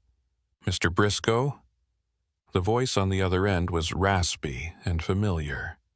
"Ephraim, I hope I'm not bothering you. The hospital gave me your number, said you'd probably want to hear from me. I wanted to call and thank you proper-like, not just through police or reporters, but direct from me to you." "You don't need to thank me," Leland said, his own voice still rough. "We helped each other up there. I wouldn't have made it without you taking that truck and getting help." "Maybe," Ephraim conceded, "but you're the one who stopped to pick me up in the first place when any sensible person would have kept driving. You're the one who believed my story when everyone else thought I was crazy. And you're the one who fought Conrad and gave me time to escape. I won't ever forget that, Leland. Whatever years I got left, I owe them to you." They talked for a while longer, two men who'd been through something terrible together and were trying to make sense of it. Ephraim told him that the forensic team had already started excavating the mine shaft and had found remains, lots of them, confirming everything he'd said about the murders. The investigation was going to take months, maybe years, as they identified all the victims and tried to piece together exactly what had happened in that mine so many decades ago. But at least now the truth was coming out, and the families would finally know what happened to their loved ones. "I've been living with guilt for 70 years, Ephraim said quietly. "Every day knowing I could have stopped it, could have gone to the police when the first boy disappeared. But I was too scared. I told myself I was protecting my own life, that survival was more important than justice, but that was just cowardice dressed up in fancy words.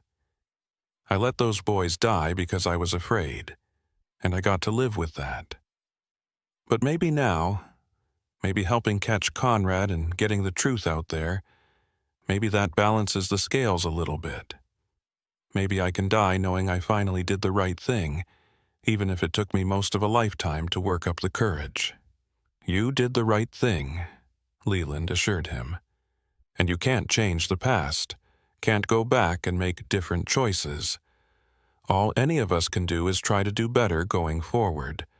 Try to be brave when it matters.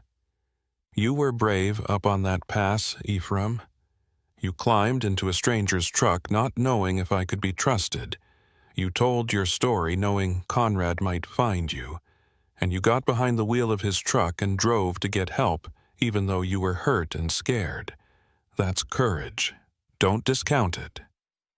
After they hung up, Leland lay in the dark and thought about courage and cowardice, about the choices people made and the consequences that rippled out from those choices for decades.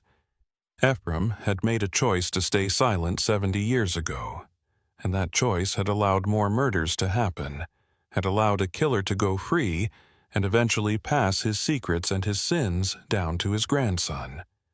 But Ephraim had also made a choice on that mountain pass to finally tell the truth, to risk everything to bring justice to men who'd been dead longer than Leland had been alive.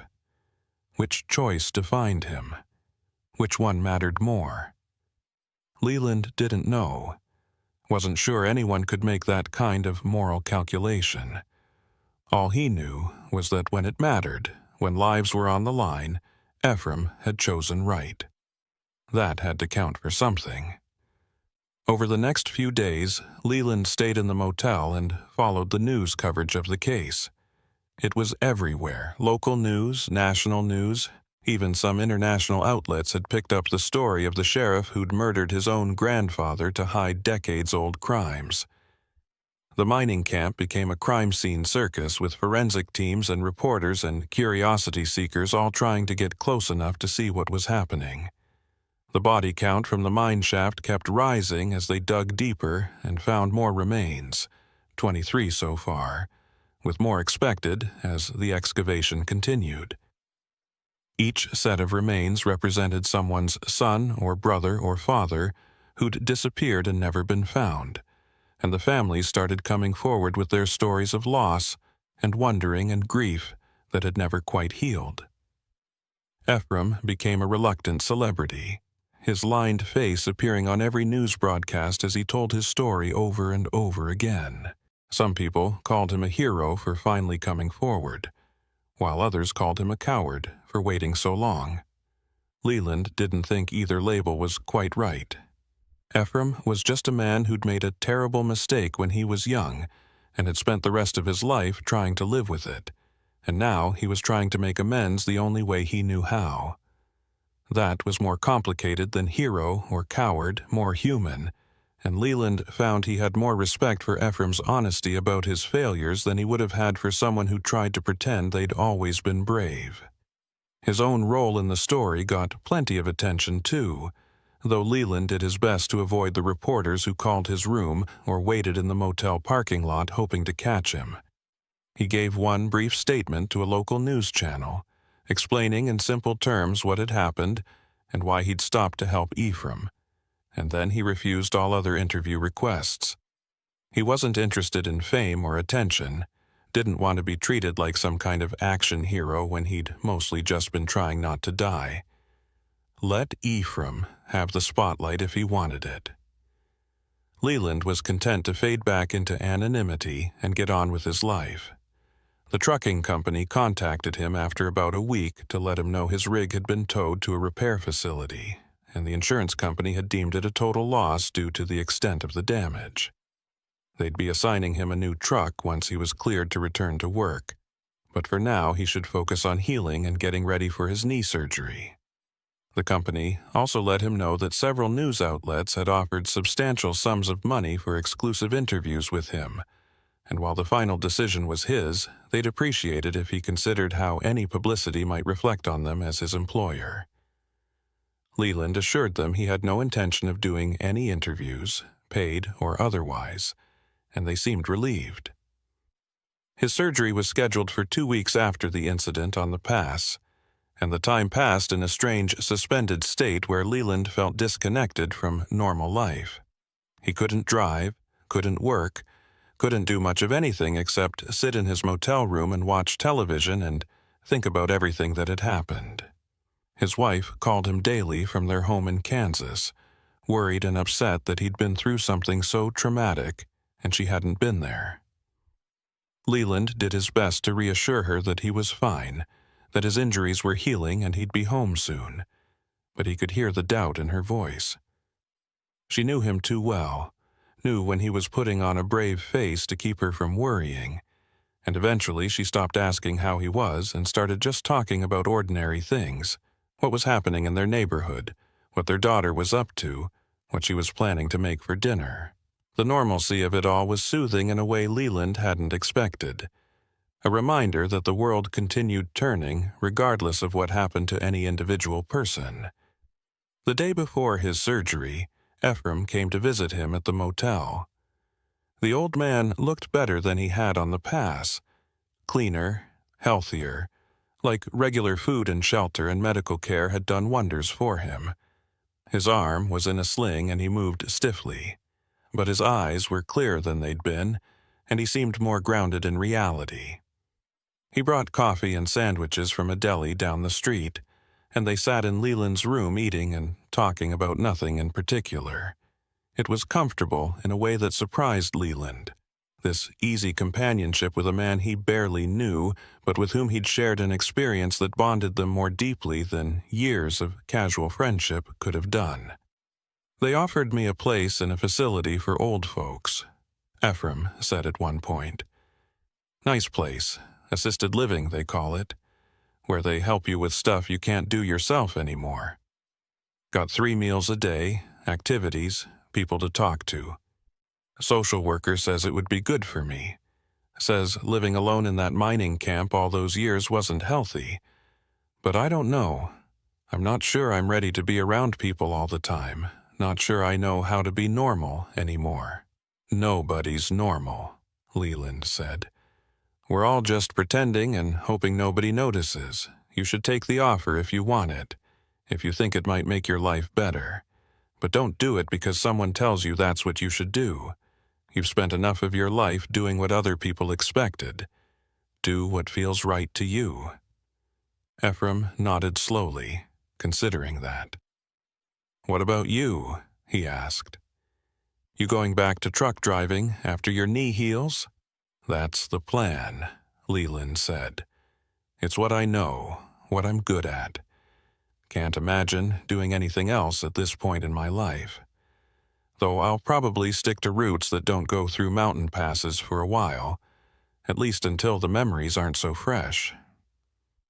They both smiled at that, a shared understanding that some places carried weight now, carried associations that would take time to fade.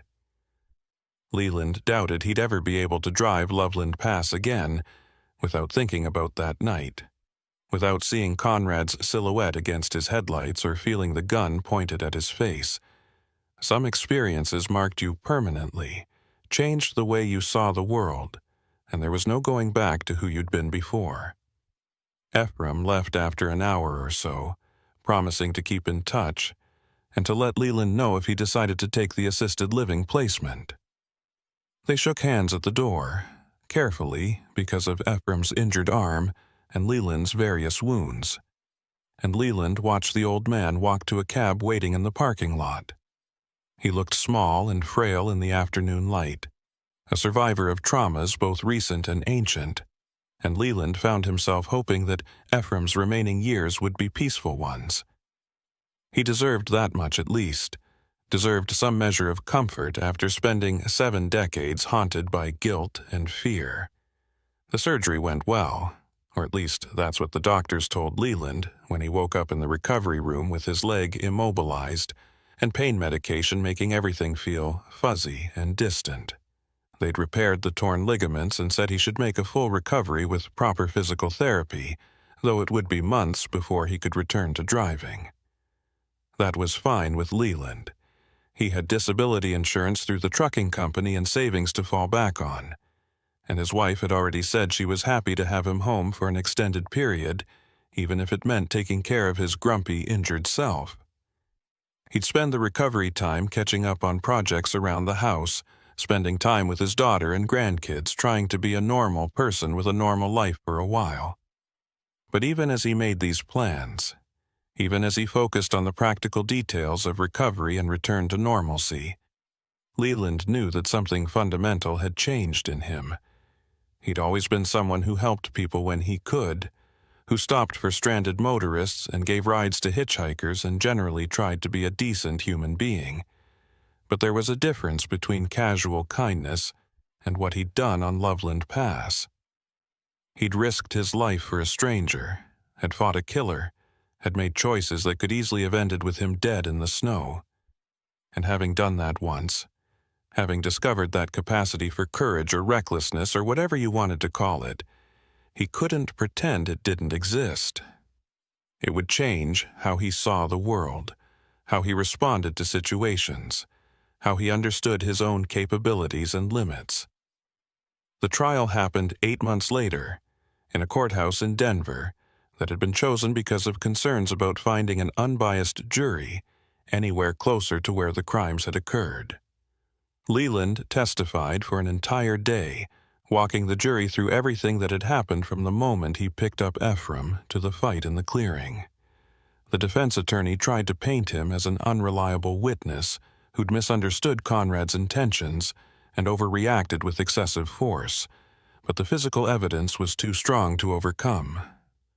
The bullet holes in Leland's truck, the trajectory analysis that proved Conrad had been firing to kill rather than disable, the location of the grandfather's body with a bullet in the back of his head, it all added up to a clear picture of premeditated murder and attempted murder. Ephraim testified too, spending 2 days on the stand describing what he'd witnessed in the mine 70 years ago and identifying the remains that had been recovered from the shaft. DNA analysis had confirmed the identities of 19 of the victims so far, with more identifications expected as they continued comparing dental records and DNA profiles. Each confirmed identity brought closure to another family, another set of relatives who could finally lay their loved ones to rest properly, and Leland could see the weight of those lives pressing down on Ephraim as he spoke. The old man had held these secrets for so long, had carried the burden of knowledge alone, and now that he was finally releasing it, the relief was visible on his face, even as he struggled with the renewed guilt of telling the story. The jury deliberated for less than a day before returning guilty verdicts on all counts. Conrad Hollis was sentenced to 3 consecutive life terms without possibility of parole, effectively ensuring he would die in prison. He showed no emotion when the verdicts were read, no remorse or regret, just the same cold, dead-eyed stare he'd had on the pass when he'd been hunting them through the dark. Some people were broken in ways that couldn't be fixed, Leland thought as he watched Conrad being led away in shackles. Some people made choices that took them so far down a dark path that there was no finding their way back to the light. All you could do was make sure they couldn't hurt anyone else, lock them away where their particular brand of evil couldn't spread. After the trial, Leland returned to driving. His knee had healed as well as the doctors predicted, with only occasional stiffness and pain to remind him of what had happened. He took routes all over the country, hauling everything from furniture to electronics to construction materials, falling back into the rhythm of life on the road that had defined him for 3 decades. But he drove differently now, more cautiously, paying closer attention to his surroundings and the people he encountered. He still stopped to help stranded motorists, still gave rides to people who needed them, but he was more selective about it, more aware of the potential dangers. He'd learned that kindness and caution weren't mutually exclusive, that you could be a good person while still protecting yourself. He and Ephraim stayed in touch, trading emails and occasional phone calls, comparing notes on how they were handling the aftermath of their shared trauma. Ephraim had taken the placement in the assisted living facility and reported that it was better than he'd expected, that having regular meals and social interaction and people to talk to was helping him feel more human again. He'd even started writing his memoirs, trying to put down on paper everything he remembered about the mining days and the murders and the long years of silence that followed. He wanted it on record, wanted future generations to know what had happened and learn from it, wanted to make sure those boys who'd died in the mine would never be completely forgotten. Leland's own nightmares faded gradually over time, becoming less frequent and less intense as the months turned into years. He still had them occasionally, dreams where he was trapped in his truck while Conrad shot at him, dreams where he was fighting in the clearing and losing, dreams where Ephraim didn't make it to town, and Conrad found them both helpless and injured. But they no longer woke him in a cold sweat, no longer made him afraid to close his eyes. They were just dreams, memories his brain was processing and filing away, and eventually they'd fade into the background noise of his subconscious, along with all the other difficult experiences he'd accumulated over a lifetime. 3 years after the incident on Loveland Pass, Leland got a call from a hospice nurse telling him that Ephraim had died peacefully in his sleep. The old man had been 92 years old and had spent his final years in relative comfort, surrounded by people who cared about him and finally free of the guilt that had haunted him for so long. He'd left instructions for Leland to be notified when he passed and had also left him something in his will, a small wooden box containing a collection of photographs from the mining camp, pictures of the men who'd worked there before the murders started. Young faces, hopeful faces, men who'd come to Colorado looking for a fresh start and found only death. Ephraim had kept these photographs for 70 years, unable to throw them away but also unable to look at them without being reminded of his failures. Now he wanted Leland to have them, to be their guardian, to make sure they were never forgotten. Leland kept the box in his truck, stowed in a compartment behind the driver's seat where he'd see it every time he climbed into the cab.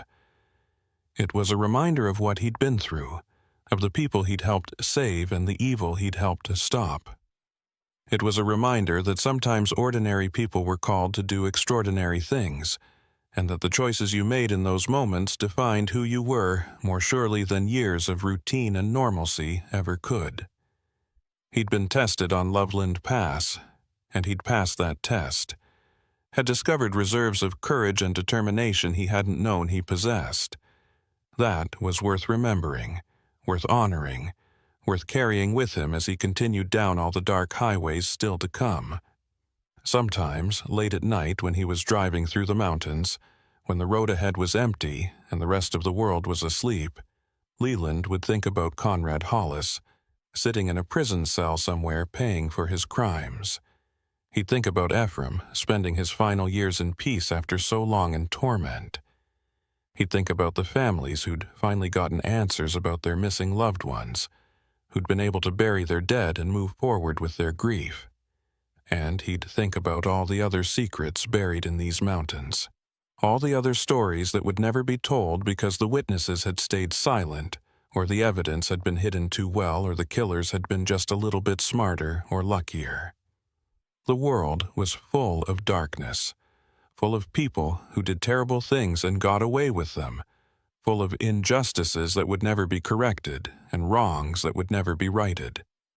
But it was also full of people like Ephraim who eventually found the courage to speak truth, and people like Leland who stopped to help strangers even when it would have been easier and safer not to. Those people didn't make headlines or get remembered in history books, didn't change the world in any dramatic, visible way. But they mattered. They held the line against the darkness, one small act of courage or kindness at a time, and sometimes that was enough to make a difference in someone's life or bring justice to someone's death. Leland still drove Loveland Pass occasionally, though never at night and never alone if he could help it.